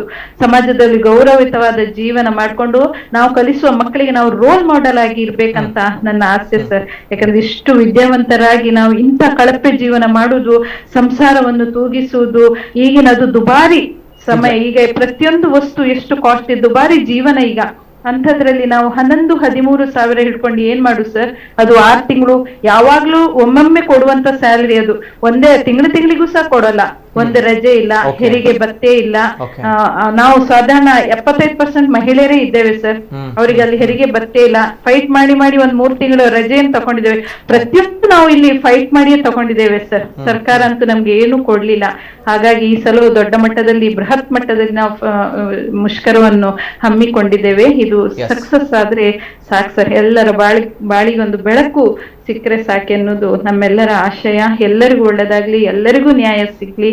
ಈ ರೀತಿಯಲ್ಲಿ ಸರ್ಕಾರ ನಮ್ಮ ಕಡೆ ಸ್ವಲ್ಪ ಕಿವಿಗೊಡ್ಲಿ, ಮತ್ತೆ ನಮ್ಮ ಕಡೆ ಕನಿಕರ ತೋರಿ ನಮ್ಗೆ ನ್ಯಾಯಯುತವಾದ ಬೇಡಿಕೆಯಪ್ಪ ಇವ್ರಿಗೆ ಮಾಡೋಣ, ಅದೆಷ್ಟೋ ವರ್ಷದ ಸಮಸ್ಯೆ ಎನ್ನುವುದನ್ನು ಅನ್ಕೊಂಡು ತೀರ್ಮಾನ ತಗೊಂಡ್ರೆ ಸಾಕು ಸರ್. ನಾಳೆ ದಿನ ವೆಡ್ನೆಸ್ಡೇ ಹೋಗಿ ನಾವು ಕ್ಲಾಸ್ ಮಾಡ್ಬೇಕಂತ ನಾವು ಸಹ ತುಂಬಾ ಕಾತುರದಲ್ಲಿ ಇದ್ದೇವೆ ಸರ್. ಕ್ಲಾಸ್ ಮಾಡ್ತೇವೆ. ಆದಷ್ಟು ಬೇಗ ಲಿಖಿತ ರೂಪದಲ್ಲಿ ಕೊಡ್ಬೇಕು. ಲಿಖಿತ ರೂಪದಲ್ಲಿ ಕೊಡ್ಲಿಲ್ಲ ಅಂದ್ರೆ ನಾವು ಕ್ಲಾಸಿಗೆ ಹೋಗಲ್ಲ ಸರ್. ಈ ಸ್ಟ್ರೈಕ್ ನಮ್ದು ಕಂಟಿನ್ಯೂ ಆಗ್ತದೆ. ಖಂಡಿತವಾಗಿಯೂ ಕಂಟಿನ್ಯೂ ಮಾಡ್ತೇವೆ. ಅದೆಷ್ಟೇ ತಿಂಗಳಾದ್ರೂ ತೊಂದ್ರೆ ಇಲ್ಲ, ನಾವು ಕಂಟಿನ್ಯೂ ಮಾಡ್ತೇವೆ ಸರ್. ದಯವಿಟ್ಟು ನಾನು ಇಲ್ಲ ಧನ್ಯವಾದಗಳು. ನಾನು ಹೆಮ್ಮೆ ಆಯ್ತು ಮೇಡಮ್ ತಮ್ಗಳ ಜೊತೆ ಮಾತಾಡಿ. ಯಾರು ಅವ್ರಗಳಿಗೆ ಅರ್ಥ ಆಗಿಲ್ಲ ಸರ್ಕಾರಕ್ಕೆ, ಅಂದ್ರೆ ಅವರುಗಳು ತಮ್ಮಷ್ಟು ವಿದ್ಯಾವಂತರಲ್ಲ, ಬುದ್ಧಿವಂತರಲ್ಲ ಬಹುಶಃ. ಆದ್ರೆ ಜನರಿಗೆ ಅರ್ಥ ಆಗಿದೆ, ವಿದ್ಯಾರ್ಥಿಗಳಿಗೆ ಅರ್ಥ ಆಗಿದೆ, ನಮ್ಗಳಿಗೆ ಅರ್ಥ ಆಗಿದೆ. ಅಪಾರವಾಗಿದ್ದ ಗೌರವ ಇದೆ. ಜೊತೆಗೆ ಹೋಗ್ತಾ ಇದ್ರ ಬೆಂಗಳೂರಿಗೆ, ಶುಭ ಸುದ್ದಿ ಬರಲಿ. ಇನ್ನು ಮುಂದಕ್ಕೆ ನಾನು ನಮ್ಮ ಕಾರ್ಯಕ್ರಮದಲ್ಲಿ ಎಂಪಿಗಳ ಜೊತೆ, ಸಚಿವರ ಜೊತೆ ನಾನು ಮಾತಾಡ್ತೇನೆ ಮೇಡಮ್. ಅಂಡ್ ಎಸ್ ಮೇಡಮ್, ನಿಮ್ಮ ಒಂದು ಈ ಕಾರ್ಯಕ್ರಮದಿಂದ ನಮಗೂ ಸಹ ಒಳ್ಳೇದಾಗುವ ಹಾಗೆ ತುಂಬಾ ಪ್ರಯತ್ನ ಮಾಡಬೇಕು ಸರ್. ನೀವು ಸರ್ಕಾರವನ್ನು ಎಚ್ಚರಿಸಿ, ಸರ್ಕಾರಕ್ಕೆ ಮನಮುಟ್ಟುವ ಹಾಗೆ ನಿಮ್ಮ ಈ ಕಾರ್ಯಕ್ರಮವನ್ನು ಅವರಿಗೆ ರೀಚ್ ಆಗುವಾಗ ಮಾಡಿ ನಮ್ಗೆ ನ್ಯಾಯ ಒದಗಿಸುವಾಗೆ ನಿಮ್ಮ ಈ ಚಾನೆಲ್ ಮೂಲಕ ಕೂಡ ನಾನು ಕೇಳ್ಕೊಳ್ತೇನೆ, ಮನವಿ ಮಾಡ್ಕೊಳ್ತೇನೆ ಸರ್. ಥ್ಯಾಂಕ್ ಯು ಸರ್, ಅವಕಾಶ ಕೊಟ್ಟಕ್ಕೆ. ಥ್ಯಾಂಕ್ ಯು ಮೇಡಮ್, ಧನ್ಯವಾದಗಳು ಮೇಡಮ್. Thank you. ಬೆಂಗಳೂರಿಗೆ ಹೋಗ್ತಾ ಇದ್ದಾರೆ ಈ ಒಂದು ವಿಚಾರದ ಬಗ್ಗೆ. ಸೊ ಹಾಗಾಗಿ ಶುಭ ಸುದ್ದಿ ಬರಲಿ ಅನ್ನುವಂಥದ್ದು ನಮ್ಮ ಆಶಯ. ಜೊತೆಗೆ ಶುಭ ಸುದ್ದಿ ಬರಲಿಲ್ಲ ಅಂತ ಬಂದಾಗ ಇಲ್ಲಿ ನಾವು ಗಳಿಸೋತಿಲ್ಲ ಅಥವಾ ಅವರು ಗಳಿಸೋತಿಲ್ಲ, ಇವ್ರು ಗಳಿಸೋತಿಲ್ಲ. ಸೋತಿರುವಂತದ್ದು ನಾವು ಆರಿಸಿದಂತಹ ಮತ ಕೊಟ್ಟಂತಹ ನಮ್ಮ ಸರ್ಕಾರ, ನಮ್ಮ ಜನಪ್ರತಿನಿಧಿಗಳು, ಪ್ರತಿ ಬಾರಿ ಸುಳ್ಳು ಬೊಗಳೆ ಬಿಡುವಂತಹ ಜನಪ್ರತಿನಿಧಿಗಳು, ರಾಜಕಾರಣಿಗಳು ಸೋತಿರುವಂತವರು ನೋಡ್ತಾ ಇದ್ದೇವೆ. ನಮ್ಗೆ ಗಾಯದ ಮೇಲೆ ಬರೆ ಎಳಿತಾ ಇದ್ದಾರೆ ಜನಪ್ರತಿನಿಧಿಗಳು. ಒಂದ್ ಕಡೆ ಲಾಕ್ಡೌನ್, ಒಂದ್ ಕಡೆ ಕೊರೋನಾ ಅನ್ನುವಂತಹ ಒಂದು ಮಾಫಿಯಾ, ಜೊತೆಗೆ ಇನ್ನೊಂದ್ ಕಡೆ ಬದುಕಬೇಕು ಅಥವಾ ಬದುಕಲು ಅವಕಾಶ ಕೊಡಿ ಅನ್ನುವಂತಹ ಭಿಕ್ಷೆ ಬೇಡ್ತಾ ಇರುವಂತಹ ನಮ್ಮ ಅತಿಥಿ ಉಪನ್ಯಾಸಕರು, ನಮ್ಮ ಶಿಕ್ಷಕರು ಯಾವ ರೀತಿ ಇದ್ದಾರೆ ಅನ್ನುವಂಥದ್ದು ಎಲ್ಲದರಲ್ಲೂ ಕೂಡ ಆಟ ಆಡ್ತಾ ಇದ್ದಾರೆ ನಮ್ಮ ಜನಪ್ರತಿನಿಧಿಗಳು. ಜನರು ನೋಡ್ತಾ ಇದ್ದಾರೆ ತಮ್ಗಳಿಗೆ ಇನ್ನು ಮುಂದಕ್ಕೆ ಭವಿಷ್ಯ ಇದೆ, ಭವಿಷ್ಯ ಬೇಕು ಅಂತ ಹೇಳಿದ್ರೆ ಪ್ರಾಮಾಣಿಕರಾಗಿರಿ, ಸ್ವಲ್ಪರಾದ್ರೂ ಕೂಡ ಪ್ರಾಮಾಣಿಕರಾಗಿರಿ. ಇಲ್ಲದಿದ್ರೆ ಆ ಮೇಡಮ್ ಹೋಗಿದ್ದಾರೆ, ನಾಳೆ ಕರೆದಿದ್ದಾರೆ ಅಂತ ಬಂದಾಗ ರಿಸಲ್ಟ್ ಏನು ಅಂತ ಗೊತ್ತಾಗುತ್ತೆ. ಸೋತ್ರೆ ಅದು ಅವರ ಸೋಲಲ್ಲ, ತಮ್ಗಳ ಸೋಲಾಗುತ್ತೆ, ತಮ್ಮ ಸರ್ಕಾರದ ಸೋಲಾಗುತ್ತೆ. ಅಪಾರವಾಗಿರುವಂತಹ ನಂಬಿಕೆಗಳನ್ನ ಇಟ್ಕೊಂಡು ತಮ್ಮ ಸರ್ಕಾರವನ್ನ ಆಯ್ಕೆ ಮಾಡಿದ್ರು. ಹಾಗಾಗಿ ಅನೇಕ ಕರೆಗಳು ಬರ್ತಾ ಇದೆ. ಜೊತೆಗೆ ನಾನು ಸಂಬಂಧಪಟ್ಟ ಅವ್ರ ಜೊತೆ ಕೂಡ ಮಾತಾಡಬೇಕು. ಹಲೋ ಸರ್, ನಮಸ್ತೆ ಸರ್. ನಮಸ್ತೆ, ಧ್ವನಿ ಕೇಳ್ತಾ ಇದೆಯಾ ಸರ್? ಹಲೋ, ನಮಸ್ತೆ ಸರ್. ತಮ್ಮ ಹೆಸರು ಎಲ್ಲಿಂದ ಕರೆ ಮಾಡ್ತಾ ಇದ್ದೀರಾ ಸರ್? ಲೋಕೇಶ್ ಅಂತ, ಪುತ್ತೂರಿಂದ ಸರ್. ಲೋಕೇಶ್ ಅವರು ಪುತ್ತೂರಿಂದ. ಎಸ್ ಸರ್, ಮಾತಾಡಿ ಸರ್. ಲೋಕೇಶ್, ನಾನು 12 ವರ್ಷದಿಂದ ಅತಿಥಿ ಉಪನ್ಯಾಸಕನಾಗಿ ಕಾರ್ಯನಿರ್ವಹಿಸುತ್ತಿದ್ದೇನೆ. ನಾವು ಒಂದು 2014ರಲ್ಲಿ ದೊಡ್ಡ ಮಟ್ಟದ ಒಂದು ಪ್ರತಿಭಟನೆ ಮಾಡಿದ್ವಿ ಸರ್ ಬೆಂಗಳೂರಲ್ಲಿ.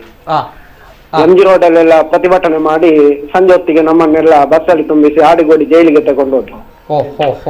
ಒಬ್ಬ ಉಪನ್ಯಾಸಕ ಒಂದು ಜೈಲಿಗೆ ಹೋಗುದಂತ ಹೇಳಿದ್ರೆ ಅದಕ್ಕಿಂತ ಶೇಮ್ ಯಾವುದೂ ಇಲ್ಲ. ಯಾಕೆ ಅಂತ ಹೇಳಿದ್ರೆ ನಾವು ಪ್ರತಿಭಟಿಸಿದ್ದು ಯಾಕೆ ಅನ್ನುವಂಥದ್ದು ಯಾವುದೇ ಒಂದು ಇದಕ್ಕಲ್ಲ, ನಮ್ಮ ಜೀವನ ನಿರ್ವಹಣೆಗೆ ಬೇಕಾಗಿ ನಾವು ಪ್ರತಿಭಟಿಸಿರುವಂಥದ್ದು. ಅದಿಲ್ಲ, ಅಲ್ಲಿಂದ ತಗೊಂಡೋದ್ರು, ಆಮೇಲೆ ಮತ್ತೆ ಬಿಟ್ರು ರಾತ್ರಿ 10 ಗಂಟೆ ನಂತರ. ಆಮೇಲೆ ಮತ್ತೆ ಮರುದಿವಸ ನಾವು ಫ್ರೀಡಂ ಪಾರ್ಕ್ ಹೋದ್ವು, ಅಲ್ಲಿಂದ ಓಡಿಸಿದ್ರು ನಮ್ಮನ್ನು. ಹೀಗೆ ಒಂದು ರೀತಿಯ ಒಂದು 10 ದಿವಸದ ಪ್ರತಿಭಟನೆ ಆಯ್ತು. ಏನೋ ಒಂದು ನಮ್ಗೆ ಹೇಳಿ ನಮ್ಮನ್ನು ಸಾಗಾಕಿದ್ರು ಅಲ್ಲಿಂದ. ಇದು 2014ರಲ್ಲಿ ದೊಡ್ಡ ಮಟ್ಟದ ಪ್ರತಿಭಟನೆ ಆಗುತ್ತೆ. ಅನಂತರದಲ್ಲಿ ವರ್ಷಂಪ್ರತಿ ಹೀಗೆ ಆಗುತ್ತೆ. ನಾವು ಬೀದಿಗೆ ಬರ್ತೇವೆ, ಒಂದು ಮನವಿ ಕೊಡ್ತೇವೆ, ಸಂಸದರಿಗೆ ಕೊಡ್ತೇವೆ, ಶಾಸಕರಿಗೆ ಕೊಡ್ತೇವೆ, ಬೆಂಗಳೂರಿಗೆ ಕೊಡ್ತೇವೆ ಎಲ್ಲ ಹೀಗೆ ಸುಮ್ಮನೆ ಏನು ಒಂಥರ ನಮ್ಮನ್ನು ಇದು ಮಾಡಿ ನಮ್ಮನ್ನು ಮನೆಗೆ ಕಳಿಸ್ತಾರೆ. ನಿಜ ನಿಜ ನಿಜ. ಎಷ್ಟು ಸಲ ಸರ್ ಇದು ಸರ್ಕಾರ ನಮ್ಗೆ ಒಂಥರ ಸೇಮ್ ಆಗುತ್ತೆ, ಬೇಜಾರಾಗುತ್ತೆ. ಏನು ಆ ಕಡೆ ಬಿಡೋಕ್ಕಲ್ಲ, ಈ ಕಡೆ ಹೋಗೋಕ್ಕಲ್ಲ. ಅಂದ್ರೆ ನಾವು ಇಷ್ಟು ಮಾಡ್ಕೊಂಡು ಬಂದಿದ್ದೇವೆ. ನಾವು ಲೆಕ್ಚರರ್, ನಾವು ಹೋಗುವಾಗ ವೈಟ್ ಕಾಲರ್ ಜಾಬ್ ಅಂತ ಹೇಳ್ತೇವೆ, ಸುಮ್ನೆ ಹೋಗುವಂತದ್ದು. ವಿದ್ಯಾರ್ಥಿಗಳ ಮುಂದೆ 1 ಗಂಟೆ ಪಾಠ ಮಾಡ್ತೇವೆ. ಯಾವುದೇ ವಿದ್ಯಾರ್ಥಿಯನ್ನು ಬೇಕಾದ್ರೆ ನೀವು ಒಂದು ಅಭಿಯಾನ ಬೇಕಾದ್ರೆ ಮಾಡಿ, ಎಷ್ಟು ಫ್ಯಾಕಲ್ಟಿ ಪಾಠ ಮಾಡಿದ್ದು ನಮ್ಗೆ ಅರ್ಥ ಆಗ್ಲಿಲ್ಲ ಅಂತ ಯಾವನೊಬ್ಬ ವಿದ್ಯಾರ್ಥಿ ಹೇಳಿದ್ರೆ ನಾವು ಇಡೀ ರಾಜ್ಯಾದ್ಯಂತ ನಾವು ಮತ್ತೆ ಇದಕ್ಕೆ ಹೋಗಲ್ಲ ಸರ್. ನೀವು ಬೇಕಾದ್ರೆ ಒಂದು ಅಭಿಯಾನ ಮಾಡಿದ್ರು ಒಳ್ಳೇದು ಸರ್. ಖಂಡಿತ ಅಭಿಯಾನ ಮಾಡಿ. ಯಾವ ತರ ಫೀಡ್ಬ್ಯಾಕ್ ಬರ್ತದೆ ಅಂತ ಕೇಳ್ಬೋದು ಸರ್. ಅತಿಥಿ ಉಪನ್ಯಾಸಕರು ಹೇಗಿರ್ತಾರೆ, ಒಂದು ಕಾಲೇಜಲ್ಲಿ ಪರ್ಮನೆಂಟ್ ಫ್ಯಾಕಲ್ಟಿ ಹಾಕಿದ್ರೆ 16 ಮಂದಿ ಗೆಸ್ಟ್ ಫ್ಯಾಕಲ್ಟಿ ಇರ್ತಾರೆ. ಅಷ್ಟಿದ್ದಾರೆ ಸರ್. ನೀವು ಮಂಗಳೂರು ಗಮನಿಸಿ, ನೀವು ತುಮಕೂರು ಗಮನಿಸಿ, ಆ ಕಡೆಲ್ಲ 100 above ಗೆಸ್ಟ್ ಫ್ಯಾಕಲ್ಟಿ ಇದ್ದಾರೆ. ಅಲ್ಲಿ ಕೇವಲ ಬೆರಳೆಣಿಕೆ 10-15 ಮಂದಿ ಪರ್ಮನೆಂಟ್ ಸ್ಟಾಫ್ಗಳಿರ್ತಾರೆ. ನಾವು 8 ಗಂಟೆ ಪಾಠ ಮಾಡ್ತೇವೆ ಅಂತ ಹೇಳಿದ್ರೆ ಒಬ್ಬ ಪರ್ಮನೆಂಟ್ ಉಪನ್ಯಾಸಕ ಮಾಡುವಂತ 16 ಗಂಟೆ ಅರ್ಧ ಭಾಗವನ್ನು ನಾವು ಮಾಡ್ತೇವೆ. ಅವರೆಷ್ಟು ಮಾಡ್ತಾರ ಅಷ್ಟೇ ಮಾಡ್ತೇವೆ ನಾವು. ಇಲ್ಲ ಸರ್, ಇದು ಏನಾಯ್ತು ಗೊತ್ತಾ, 2013ನೇ ಇಸ್ವಿಯಲ್ಲಿ ಒಬ್ಬ ಅತಿಥಿ ಉಪನ್ಯಾಸಕ 2 ಕಾಲೇಜಿನಲ್ಲಿ, ಒಂದು ಕಾಲೇಜಿನಲ್ಲಿ 8 ಅವರು, ಇನ್ನೊಂದು ಕಾಲೇಜ್ 8 ಅವರು ಮಾಡುವ ಅವಕಾಶ ಇತ್ತು. 2012ನೇ ಇಸ್ವಿಯಲ್ಲಿ.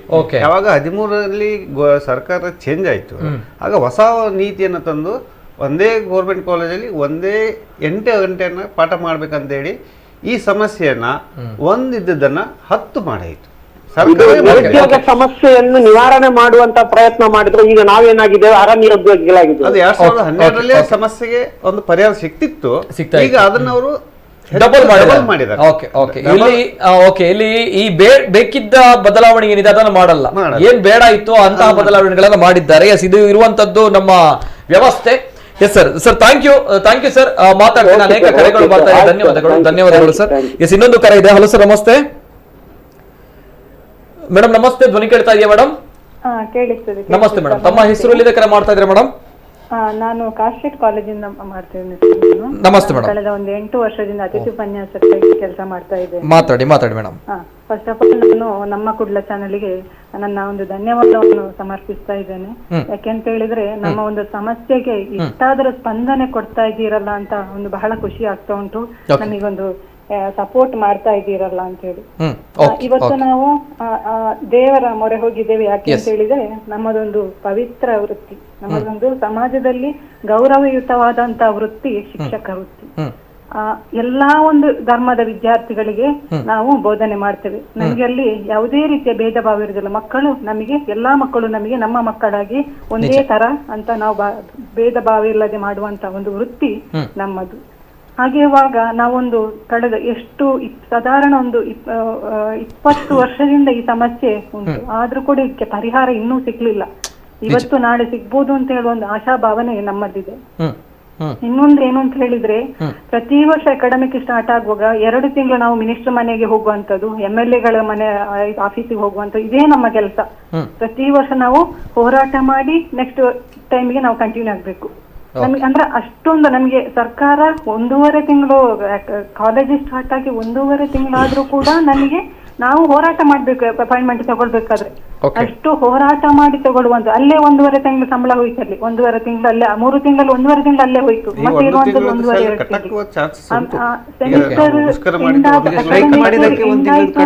ಅಲ್ಲೇ ಲಾಸ್ಟ್. ಆಮೇಲೆ ನಮಗೆ ಸಂಬಳ ಇಲ್ಲ. ಆಮೇಲೆ ನಾವು ಎಕ್ಸಾಮ್ ಡ್ಯೂಟಿ ಮಾಡಿದ್ರು ಅದಕ್ಕೆ 100 ರೂಪಾಯಿ ಎಕ್ಸಾಮ್ ಡ್ಯೂಟಿ. ಇದು ಕೇಳ್ಪಟ್ಟೆ ನಾನು. ಎಕ್ಸಾಮ್ ಡ್ಯೂಟಿ ಮಾಡಿದ್ರೆ ಎಷ್ಟು 100 ರೂಪಾಯಿ ಕೊಡ್ತಾರಾ? ಹೌದು, 3 ಗಂಟೆ ಎಕ್ಸಾಮ್ ಡ್ಯೂಟಿ ಆದ್ರೆ sir, semester 3 hour exam duty. ಅರ್ಧ ಗಂಟೆ ಮೊದಲು ನಾವು ಅಲ್ಲಿ ಇರ್ಬೇಕು. ಎಕ್ಸಾಮ್ ಆದ್ಮೇಲೆ ಅರ್ಧ ಗಂಟೆ ಅಷ್ಟಕ್ಕೆ 100 ರೂಪಾಯಿ. ಆ 100 ರೂಪಾಯಿಗೋಸ್ಕರ ಎಷ್ಟೆಷ್ಟೋ ದೂರದಿಂದ 300 ರೂಪಾಯಿ ಖರ್ಚು ಮಾಡಿ ಬರ್ತಾರೆ. ಯಾಕಂತ ಹೇಳಿದ್ರೆ ಕಾಲೇಜ್ ಒಂದು ನಾವು ಲೆಕ್ಚರರ್ ಆಗಿ ಸೇರಿದ್ಮೇಲೆ ನಮಗೆ ಕೊಟ್ಟ ಡ್ಯೂಟಿಯನ್ನು ನಾವು ಮಾಡ್ಲೇಬೇಕಾಗ್ತದೆ. ನಾವು ಸಿನ್ಸಿಯರ್ ಆಗಿ. ಇಲ್ಲ ತಮ್ಗಳಿಗೆ ಪ್ರಾಮಾಣಿಕತೆ ಇದೆ ಮೇಡಮ್, ಅರ್ಥ ಆಗುತ್ತೆ. ತಮ್ಗಳಿಗೆ ಪ್ರಾಮಾಣಿಕತೆ ಇದೆ, ಆದ್ರೆ ಮುಂದಿನವರಿಗೆ ಪ್ರಾಮಾಣಿಕತೆ ಬೇಕಲ್ಲ, ನಮ್ಮ ಸರ್ಕಾರಕ್ಕೆ ಪ್ರಾಮಾಣಿಕತೆ ಬೇಕಲ್ಲ. ಇಲ್ಲ ಇದನ್ನ ಕೇಳ್ಪಟ್ಟೆ ನಾನು. ನಮಗೆ ಆ ಟೈಮಲ್ಲಿ ಆಕ್ಚುಲಿ ಸಂಬಳ ಇಲ್ಲ. ಎಕ್ಸಾಮ್ ಟೈಮಲ್ಲಿ ಮೇ ಅಲ್ಲೆಲ್ಲ ನಮಗೆ ಸಂಬಳ ಇಲ್ಲ. ಅಕಾಡೆಮಿಕ್ ಇಯರ್ ಏಪ್ರಿಲ್ ಅಲ್ಲಿ ಎಂಡ್ ಆದ್ರೆ ಮೇ ನಮಗೆ ಸ್ಯಾಲರಿ ಇಲ್ಲ. ಆದ್ರೂ ಕೂಡ 300 ರೂಪಾಯಿ ಖರ್ಚು ಮಾಡಿಕೊಂಡು ಆ 4 ಗಂಟೆಗೋಸ್ಕರ ಬರ್ತೇವೆ. 9 ಗಂಟೆ ಎಕ್ಸಾಮ್ ಸ್ಟಾರ್ಟ್ ಅಂತ ಹೇಳಿದ್ರೆ ಮೂಡಿಬಿದ್ರೆ ಉಡುಪಿಯಿಂದ ಬರುವವರು 6 ಗಂಟೆ ಮನೆ ಬಿಡ್ಬೇಕು. 6 ಗಂಟೆ ಮನೆ ಬಿಡ್ಬೇಕಂತ ಹೇಳಿದ್ರೆ ಅವರು ಸ್ಪೆಷಲ್ ಆಗಿ ಏನಾದ್ರು ಅಥವಾ ಏನಾದ್ರು ವೆಯ್ಟ್ ಮಾಡಿ ಬರ್ಬೇಕು. ಯಾರ ಹತ್ರ ಹೇಳುದು ಸರ್ ನಾವು? ಸರ್ಕಾರವೇ ಸ್ಪಂದನೆ ಇಲ್ಲ ಅಂತ ಹೇಳಿದ್ರೆ ಇನ್ನು ಯಾರ ಹತ್ರ ನಾವು ಹೇಳಲಿಕ್ಕೆ ಸಾಧ್ಯ? Thank you madam, thank you. ಇಲ್ಲ ಪಾಠ ಕಲಿಸ್ತಾರೆ ಮೇಡಮ್, ಬರುತ್ತೆ ಎಲ್ಲದಕ್ಕೂ ಕೂಡ. ಸಮಯ ಅನ್ನೋದು ಬರುತ್ತೆ. ತಾವು ಹೇಳಿದ್ರಿ ಏನು ಎಕ್ಸಾಮ್ ಫೀಸ್, ಎಕ್ಸಾಮ್ ಡ್ಯೂಟಿಗೆ ಹಾಕಿದಾಗ 100 ರೂಪಾಯಿಗಳ ಭತ್ಯೆ ಸಿಗುತ್ತೆ ಅಂತ ಬಂದಾಗ ನಾವುಗಳು ಅನ್ಕೊಂಡಿದ್ವಿ ಶಿಕ್ಷಕರಪ್ಪ ಒಳ್ಳೆ ಭತ್ಯೆಗಳು ಕೊಡ್ಬೋದು ಅನ್ನೋದು. ಇದು ನಮ್ಮ ಸರ್ಕಾರದ ಅವ್ಯವಸ್ಥೆ, ಸರ್ಕಾರ ಮಾಡ್ತಾ ಇರುವಂಥ ಗನಂದಾರಿ ಕೆಲಸಗಳು ನಿಜವಾಗ್ಲೂ ಕೂಡ. ಓಕೆ, ನಮ್ಮ ಜೊತೆ ಮತ್ತೊಬ್ರು ಅತಿಥಿ ಉಪನ್ಯಾಸಕರು ಜಾಯಿನ್ ಆಗಿದ್ದಾರೆ. ಆತ್ಮೀಯವಾಗಿರುವಂತಹ ಸ್ವಾಗತ ಮೇಡಮ್. ಶಾಂತಾ ಜಾಧವ್ ಅವರು, ಆತ್ಮೀಯವಾಗಿರುವಂತಹ ಸ್ವಾಗತ ಮೇಡಮ್ ತಮಗೆ. ನಮಸ್ತೆ ಮೇಡಮ್. ನಮಸ್ತೆ. ಎಸ್ ಮೇಡಮ್, ಏನ್ ಹೇಳ್ತೀರಾ? ಫಸ್ಟ್ ರಿಯಾಕ್ಷನ್ ಮೇಡಮ್, ಸದ್ಯದ ಪರಿಸ್ಥಿತಿ, ತಾವು ಎದುರಿಸಿರುವಂತಹ ಸಮಸ್ಯೆ, ಎಷ್ಟು ವರ್ಷಗಳಿಂದ ತಾವು? ನಮಗೆಲ್ಲ ಗೊತ್ತಿರುವಂತೆ ಉನ್ನತ ಶಿಕ್ಷಣ ಅಂದ್ರೆ ಎಲ್ಲಕ್ಕಿಂತ ಮೋಸ್ಟ್ ಇಂಪಾರ್ಟೆಂಟ್.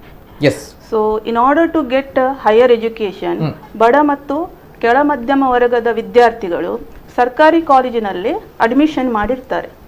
ಸೊ ಈಗ ಆ ಸರ್ಕಾರ ಕಾಲೇಜಲ್ಲಿ ಲಾಸ್ಟ್ 30 days ಇಂದ ಕ್ಲಾಸ್ ಆಗ್ತಾ ಇಲ್ಲ. ದ ಬೇಸಿಕ್ ರೀಸನ್ ಏನಂತಂದ್ರೆ, ನಾವು ಅತಿಥಿ ಉಪನ್ಯಾಸಕರು ನಮ್ಮ ಬೇಡಿಕೆಯನ್ನು ಈಡೇರಿಸುವ ನಾವು ಧರಣಿಯನ್ನು ಮಾಡ್ತಾ ಇದ್ದೇವೆ.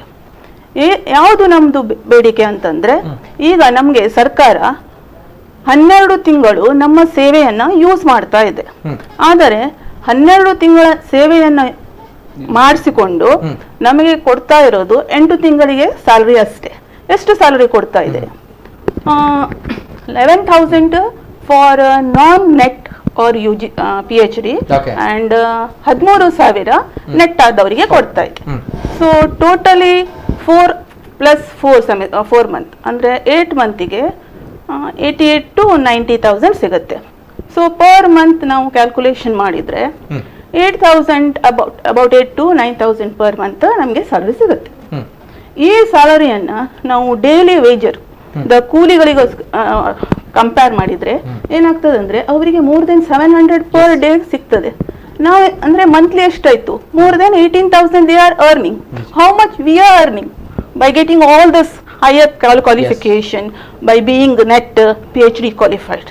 So ಈಗ ನಾವು ಅದಕ್ಕೋಸ್ಕರ ಧರಣಿಯನ್ನ ಮಾಡ್ತಾ ಇದ್ದೇವೆ. ಸೊ ಈಗ ನಮ್ಮದು ಧರಣಿಯನ್ನ ನಾವು ಮುಂದುವರಿಸಲಿಕ್ಕೆ ರೆಡಿ ಇಲ್ಲ. ನಾವು ಇಲ್ಲಿಗೆ ಬೇಕಾದ್ರೆ ಸ್ಟಾಪ್ ಮಾಡ್ಲಿಕ್ಕೆ ನಮ್ಗೆ ಇಷ್ಟ ಉಂಟು. ನಾವು ನಾಳೆ ಕ್ಲಾಸ್ ಮಾಡ್ಲಿಕ್ಕೆ ಸಹ ರೆಡಿ ಇದ್ದೇವೆ. ನಮ್ಮ ಬೇಡಿಕೆಯನ್ನು ಅವರು ಈಡೇರಿಸಬೇಕು. ನಮ್ಮದು ಮೇನ್ ಬೇಡಿಕೆ ಏನಂತಂದ್ರೆ ನಮಗೆ ಸೇವಾ ಭದ್ರತೆಯನ್ನ ಕೊಡಬೇಕು. ಓಕೆ, ಯಾವಾಗ ನಮ್ಗೆ ಸರ್ಕಾರ ನಮ್ಮ ಸೇವೆಯನ್ನ ಯೂಸ್ ಮಾಡ್ತಾ ಇದ್ದೇವೆ, ನಮ್ಮನ್ನು ಪರ್ಮನೆಂಟ್ ಆಗಿ ಸೇವೆಗೆ ವಿಲೀನ ಮಾಡಿಕೊಳ್ಳಿ. ಆಗ ನಾವು ಸಹ ರೆಡಿ ಇದ್ದೇವೆ. ಮತ್ತೆ ನಾವು ಪಾರ್ಟ್ ಟೈಮ್ ಲೆಕ್ಚರರ್ಸ್ ಅಂತ ಸ್ಟೂಡೆಂಟಿಗೆ ಅರ್ಧ ಕಲಿಸಿ ಬರ್ತಾ ಇಲ್ಲ. ನಮ್ಗೆ ಎಷ್ಟು ಸಿಲೆಬಸ್ ಉಂಟು ಕರೆಕ್ಟ್ ಆಗಿ ಕ್ಲೀನ್ ಆಗಿ ಕಲಿಸಿ ಬರ್ತಾ ಇದ್ದೇವೆ. ನಮ್ಮ ಟೀಚಿಂಗ್ ಕ್ವಾಲಿಟಿಯನ್ನ ಪರ್ಮನೆಂಟ್ ಲೆಕ್ಚರೊಟ್ಟಿಗೆ ಕಂಪೇರ್ ಮಾಡಿದ್ರೆ ನಮ್ಮ ಕ್ವಾಲಿಟಿ ಮತ್ತು ಅವರ ಕ್ವಾಲಿಟಿಯನ್ನ ಜಡ್ಜ್ ಮಾಡಬಹುದು. ನಾನು ಹೇಳ್ತಾ ಇಲ್ಲ ಪರ್ಮನೆಂಟ್ ಲೆಕ್ಚರರ್ಸ್ ಸರಿ ಕಲಿಸ್ತಾ ಇಲ್ಲ ಅಂತ. ಪಾರ್ಟ್ ಟೈಮ್ ಲೆಕ್ಚರರ್ಸ್ ಅತಿಥಿ ಉಪನ್ಯಾಸಕರು ಚಂದ ಮಾಡಿ ಕಲಿಸಿದ್ರು. ನಮ್ಗೆ ಸ್ಯಾಲರಿ ಅವರ ಸ್ಯಾಲರಿಗಿಂತ 90% ಲೆಸ್ ಕೊಡ್ತಾ ಇದ್ದಾರೆ. ಅಕಾರ್ಡಿಂಗ್ ಟು ಕಾನೂನು ಪ್ರಕಾರ ಸಮಾನ ಕೆಲಸಕ್ಕೆ ಸಮಾನ ವೇತನ ಅಂತ ಉಂಟು. ಈಗ ಸಮಾನ ಕೆಲಸಕ್ಕೆ ಸಮಾನ ವೇತನ ಅಂತಂದ್ರೆ ನಮ್ಗೆ ಪರ್ ಅವರ್ 400 to 450 ಕೊಡ್ತಾ ಇದ್ದಾರೆ. ಅದೇ ಫುಲ್ ಟೈಮ್ ಫ್ಯಾಕಲ್ಟೀಸ್ ಇದಾರಲ್ಲ ಅವರಿಗೆ more than 1,700 to 1,800 ಕೊಡ್ತಾ ಇದ್ದಾರೆ. ನಾವು ಕ್ಲಾಸ್ 1 ಗಂಟೆನೇ ಮಾಡುದು, ನಮ್ಗೆ ಸಹ ಅಷ್ಟೇ ಕ್ವಾಲಿಫಿಕೇಶನ್ ಉಂಟು.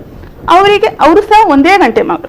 ಈಗ ನಮ್ಮದು ಬೇಡಿಕೆ ಏನಂತಂದ್ರೆ ನಾವು ಯಾವಾಗ ಅವರಷ್ಟೇ ಕ್ವಾಲಿಫೈಡ್ ಇದ್ದೇವೆ, ಅವರಷ್ಟೇ ಈಕ್ವಲಿ ಎಫಿಷಿಯಂಟ್ ಇದ್ದೇವೆ, ನಮ್ಗೆ ಸಹ ಅವರ per our according to UGC norms. UGC norm ಏನ್ ಹೇಳ್ತಾ ಉಂಟು, 1,500 ಪರ್ ಅವರ್ ಕೊಡಬೇಕು ಅಂತ. ಯಾವಾಗ ಅಪಾಯಿಂಟ್ಮೆಂಟ್ ಆಗ್ತದೆ ಆಗ ಸರ್ಕಾರ ಏನ್ ಮಾಡ್ತಾ ಇದೆ ಅಂತಂದ್ರೆ UGC ನಾರ್ಮ್ಸ್ ಅನ್ನ ಫಾಲೋ ಮಾಡ್ತಾ ಉಂಟು. ಯಾವಾಗ ಸ್ಯಾಲರಿ ಕೊಡಬೇಕು ಆಗ ಆ ನಾರ್ಮ್ಸ್ ಅನ್ನ ಯಾಕೆ ಫಾಲೋ ಮಾಡೋದಿಲ್ಲ? ಅದೇ ರೀತಿ ಅನೇಕ ಕರೆಗಳು ಬರ್ತಾ ಇದೆ, ಜೊತೆಗೆ ಸಮಯದ ಅಭಾವ ಕೂಡ ತುಂಬಾ ಇದೆ. ಕೊನೆಯದಾಗಿ ಒಂದು ಕರೆ ಸ್ವೀಕಾರ ಮಾಡ್ತೇನೆ. ಹಲೋ ಸರ್, ನಮಸ್ತೆ. ಓಕೆ ಎಸ್, ಕರೆ ಕಟ್ ಆಗಿದೆ. ಎಸ್ ಸರ್, ಇದು ಸದ್ಯದ ಪರಿಸ್ಥಿತಿ. ನಾಳೆ ಬಹುಶಃ ತಮ್ಗಳಿಗೆ ಮೀಟಿಂಗ್ ಇದೆ ಅಲ್ವಾ ಈ ಒಂದು ವಿಚಾರದ ಬಗ್ಗೆ ಬೆಂಗಳೂರಿನಲ್ಲಿ? ಎಸ್ ಸರ್, ಏನ್ ಹೇಳ್ತೀರಾ ಕೊನೆಯದಾಗಿ ನಮ್ಮ ಧೀರಾಜ್ ಕುಮಾರ್ ಅವರು? Yes sir. ಸರ್, ದೆಹಲಿ ಸರ್ಕಾರ ಅಲ್ಲಿ ಸೇವಾ ಭದ್ರತೆ ಕೊಟ್ಟಿದ್ದಾರೆ, ಹರಿಯಾಣ ಸರ್ಕಾರ ಕೂಡ ಕೊಟ್ಟಿದ್ದಾರೆ, ಪಶ್ಚಿಮ ಬಂಗಾಳದಲ್ಲಿ ಕೂಡ ಸೇವಾ ಭದ್ರತೆ ಕೊಟ್ಟಿದ್ದಾರೆ. ಯಾಕೆ ನಮ್ಮ ಕರ್ನಾಟಕ ಸರ್ಕಾರಕ್ಕೆ ಆಗ್ತಾ ಇಲ್ಲ? ಓಕೆ, ಅದು NEP ಇಂಪ್ಲಿಮೆಂಟ್ ಮಾಡೋದ್ರಲ್ಲಿ ನಮ್ಮ ಕರ್ನಾಟಕ ನಂಬರ್ 1 ಪ್ಲೇಸ್ ಅಲ್ಲಿ ಇದೆ. ಫಸ್ಟ್ ಇಂಪ್ಲಿಮೆಂಟ್ ಮಾಡಿದ ಸ್ಟೇಟ್ ಯಾವ್ದಂದ್ರೆ ಕರ್ನಾಟಕ. NEP ತಮ್ಗಳಿಗೆ ಹಾನಿ ಆಗುತ್ತೆ, ಅಲ್ಲಿ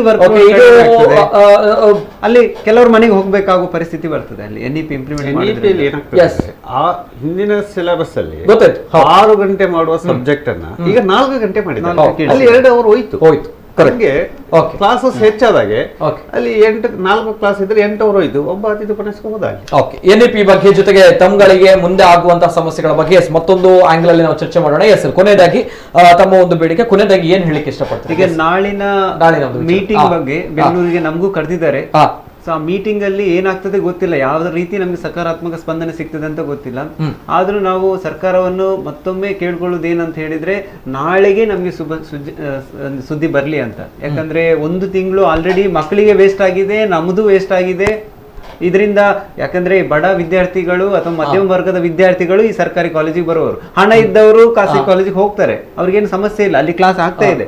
ಈಗ ಸರ್ಕಾರವನ್ನು ನಂಬಿದ್ದು ಸರ್ಕಾರಿ ಕಾಲೇಜನ್ನು ನಂಬಿ ಬಂದವರಿಗೆ ನಾವು ನ್ಯಾಯ ಕೊಡ್ಬೇಕಿದ್ರೆ ಈ ತರ ಆದ್ರೆ ನ್ಯಾಯ ಕೊಡ್ಲಿಕ್ಕೆ ಆಗುದಿಲ್ಲ. ಮೊದಲು ನಮ್ಗೆ ನ್ಯಾಯ ಸಿಕ್ಕಿದ್ರೆ ನಾವು ವಿದ್ಯಾರ್ಥಿಗಳು, ಈಗ ನಾವು ನಾಳೆ ಸ್ಟ್ರೈಕ್ ಮುಗಿದ್ರು ನಾವು ಡಬಲ್ ಕ್ಲಾಸ್ ಮಾಡ್ಕೊಂಡು ಮುಗಿಸ್ತೇವೆ, ಅಲ್ಲಿ ಏನು ಡಬಲ್ ಏನು ಪೇಮೆಂಟ್ ಕೇಳುವುದಿಲ್ಲ.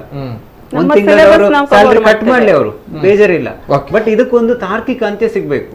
ನಾವು ಕೇಳುದು 15-20 ವರ್ಷದಿಂದ ಇದೇ ರೀತಿ ಸ್ಟ್ರೈಕ್ ಮಾಡ್ತಾ ಇದ್ದೇವೆ, ಇದನ್ನ ನಮ್ಗೆ ತುಪ್ಪ ಸವರ್ ಕಳಿಸ್ತಾ ಇದ್ದಾರೆ, ಅದ್ರ ಬದಲು ಇದಕ್ಕೊಂದು ಎಂಡ್ ಸಿಗ್ಲಿ ಅಂತ ನಮ್ಮದು ವಿನಂತಿ. ಯಾಕಂದ್ರೆ ಪ್ರತಿ ಬಾರಿ ಸ್ಟ್ರೈಕ್ ಮಾಡುದು ಈಗ ಒಂಥರ ಟ್ರೆಂಡ್ ಆಗ್ತಾ ಹೋಗ್ತಿತ್ತು.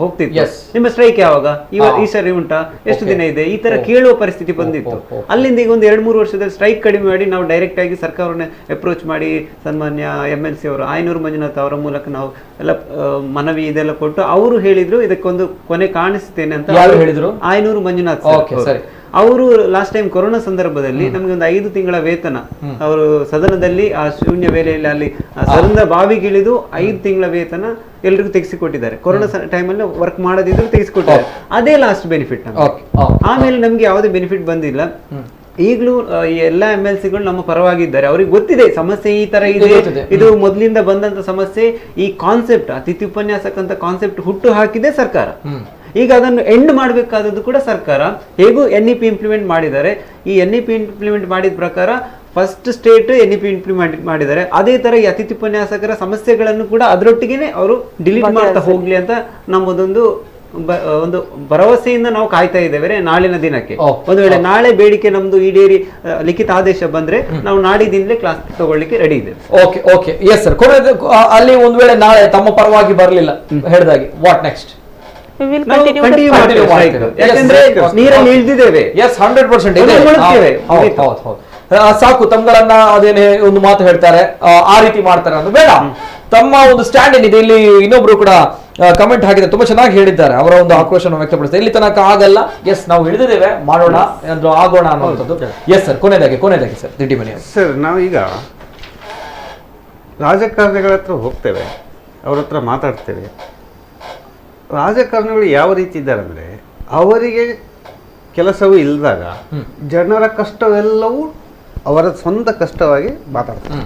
ಅದಾ ಅವರಿಗೆ ಅಧಿಕಾರ ಬಂದರೆ ನಮ್ಮ ಕಷ್ಟಗಳು ಅವರಿಗೆ ಬೇಡ, ಅವರು ಸುಖದ ಕಡೆ ಹೋಗ್ತಾರೆ. ಈಗ ಈ ಪ್ರೆಸೆಂಟ್ ಸಿಚುವೇಶನ್ ಅಲ್ಲಿ ಅದೇ ನಡೀತಾ ಇದೆ. ಎಲ್ಲ ಅಧಿಕಾರ ಇರುವಾಗ ನಮ್ಮನ್ನು ಕೇಳೋರೇ ಇರೋದಿಲ್ಲ. ಅತಿಥಿ ಉಪನ್ಯಾಸಕರಂದ್ರೆ ಅದಲ್ಲ, ಅವ್ರಿಗೆ ಬಿಡ್ಬೇಡಿ, ಪರ್ಮಿಷನ್ ಕೊಡ್ಬೇಡಿ, ಹೊರಗೆ ಕಳಿಸಿ, ಆಯ್ತು ಮನವಿ ಇಸ್ಕೊಳ್ಳಿ. ಆ ವಿಷಯದಕ್ಕೋಸ್ಕರ ನಾವು ಇವತ್ತು ದೇವರ ಮೊರೆಗೆ ಹೋಗಿದೆ. ಕೊನೆಯದಾಗಿ ಉಳಿದಿರೋದು ದೇವರ ಕೈ ಹಿಡಿಬೇಕು ಅಷ್ಟೇ. ಬಿಟ್ರೆ ನಾವು ನೀರಲ್ಲಿ ಮುಳುಗ್ತಾ ಇರುವಾಗ ನಾವು ಯಾರನ್ನ ಒಂದು ಹುಲ್ಲು ಕಡ್ಡಿಗೋಸ್ಕರ ನಾವು ಕಾಯ್ತಾ ಇರ್ತೇವೆ ಮುಳುಗುವಾಗ. ಈಗ ನಾವು ಮುಳುಗಿದ್ದೇವೆ, ಈಗ ದೇವರೇ ಕಾಪಾಡಬೇಕು.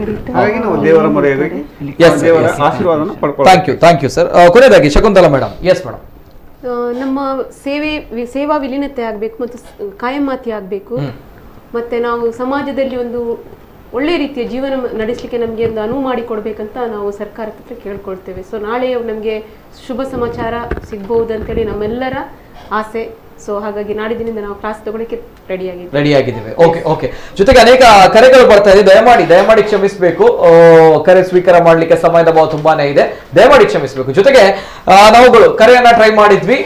ಈ ಒಂದು ಕಾರ್ಯಕ್ರಮ ಮಾತ್ರ ಅಲ್ಲ, ಇದು ಇಲ್ಲಿಗೆ ಮುಗಿಯಲ್ಲ. ಬಹುಶಃ ನಮ್ಗೆ ಈ ವಿಚಾರಗಳಲ್ಲಿ ಇನ್ನಷ್ಟು ವಿಚಾರಗಳನ್ನ ಕೇಳಬೇಕು, ಮಾತಾಡಬೇಕು. ಜೊತೆಗೆ ಸಂಬಂಧಪಟ್ಟವ್ರ ಜೊತೆ ಕೂಡ ಮಾತಾಡಬೇಕು. ಅನೇಕ ಕಮೆಂಟ್ಸ್ ಗಳು ಕೂಡ ಬರ್ತಾ ಇದೆ. ನಾವು ಸಚಿವರು ಕೋಟ್ರ ಶ್ರೀನಿವಾಸ್ ಪೂಜಾರಿ ಅವರು ಅವರಿಗೂ ಕೂಡ ನಾವು ಕರೆ ಮಾಡಿದ್ದೇವೆ.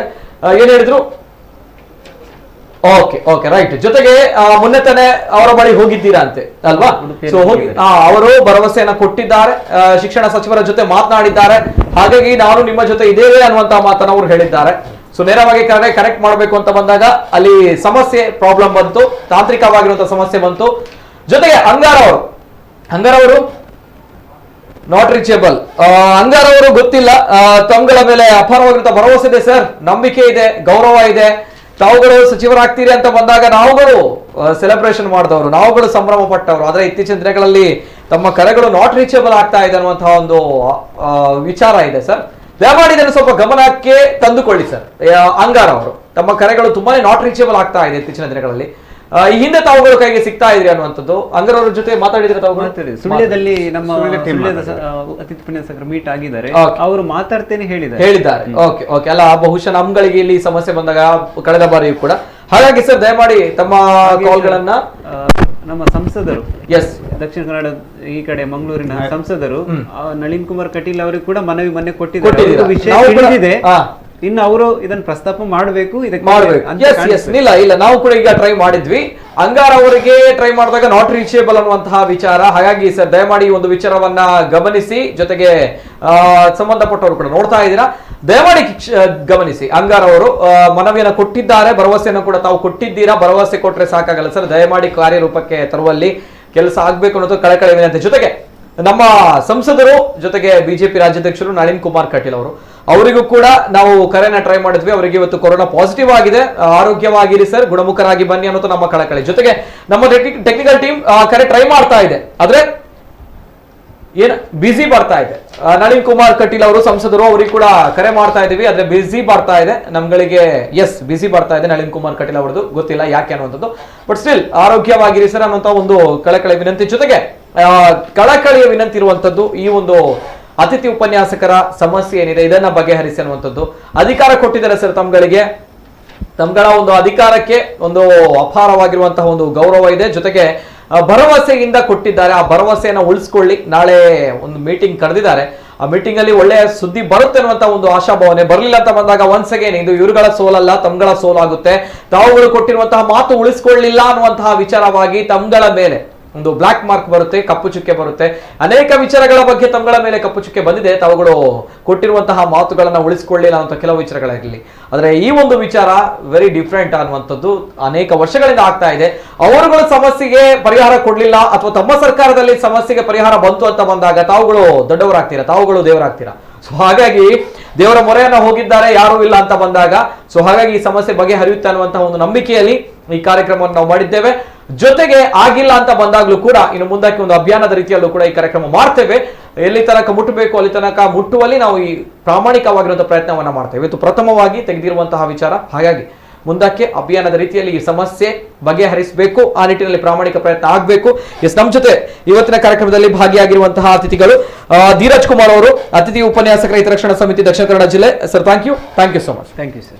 ಅದೇ ರೀತಿ ಮಹಾಂತೇಶ್ ದಿಡ್ಡಿಮನಿ ಅವರು, ಪ್ರಧಾನ ಕಾರ್ಯದರ್ಶಿ ಅತಿಥಿ ಉಪನ್ಯಾಸಕರ ಹಿತರಕ್ಷಣಾ ಸಮಿತಿ ದಕ್ಷಿಣ ಕನ್ನಡ ಜಿಲ್ಲೆ. Sir, thank you so much. ಅದೇ ರೀತಿ ಶಕುಂತಲಾ ಡಿ ಅವರು, ಸರ್ಕಾರಿ ಪ್ರಥಮ ದರ್ಜೆ ಕಾಲೇಜು ಮಂಗಳೂರು, ಅತಿಥಿ ಉಪನ್ಯಾಸಕರು. Madam, thank you so much. ಅದೇ ರೀತಿ ನಮ್ಮ ಜೊತೆ ಶಾಂತ ಜಾಧವ್ ಅವರು. Madam, thank you so much. Yes ವೀಕ್ಷಕರು, ಇದು ಇವತ್ತಿನ ವಿಶೇಷ. ಅತಿಥಿ ಉಪನ್ಯಾಸಕರು ಸಂಕಷ್ಟದಲ್ಲಿದ್ದಾರೆ, ಹಾಗಾಗಿ ದೇವರ ಮೊರೆಯನ್ನು ಹೋಗಿದ್ದಾರೆ. ದೇವರು ಒಳ್ಳೆಯ ರಿಸಲ್ಟ್ ಅನ್ನು ಕೊಡ್ತಾರೆ ಅನ್ನುವಂಥ ಒಂದು ನಂಬಿಕೆ ಭರವಸೆ ಜೊತೆಗೆ ಆ ಶಿಕ್ಷಕರ ಒಂದು ಪರಿಸ್ಥಿತಿ ಯಾವ ರೀತಿ ಇದೆ ಅನ್ನುವಂಥ ನಾವು ನೋಡ್ಕೊಂಡು ಬಂದ್ವಿ. ಎಸ್, ನೋಡೋಣ, ಪ್ರಾಮಾಣಿಕವಾಗಿರುವಂಥ ಅಭಿಯಾನವೂ ಕೂಡ ಮಾಡೋಣ. ಇನ್ನು ಮುಂದಕ್ಕೆ ಎಲ್ಲಿ ತನಕ ನ್ಯಾಯ ಸಿಗಬೇಕು ಅಲ್ಲಿ ತನಕ ನ್ಯಾಯ ಸಿಗಬೇಕು, ಯಾರಿಗೆ ಮುಟ್ಟಬೇಕು ಅಲ್ಲಿ ತನಕ ಮುಟ್ಟಲೇಬೇಕು. ಇದು ಇವತ್ತಿನ ವಿಶೇಷ. ನಿರಂತರ ಸುದ್ದಿ ಹಾಗೂ ಮನೋರಂಜನೆಗಾಗಿ ನೋಡ್ತಾ ಇರಿ ನಮ್ಮ ಕೂಡಲೇ ನ್ಯೂಸ್ 24/7. ಎಲ್ಲೇ ಮೀರಿದಂತಹ ಮುಸಲ್ಮಾನರನ್ನು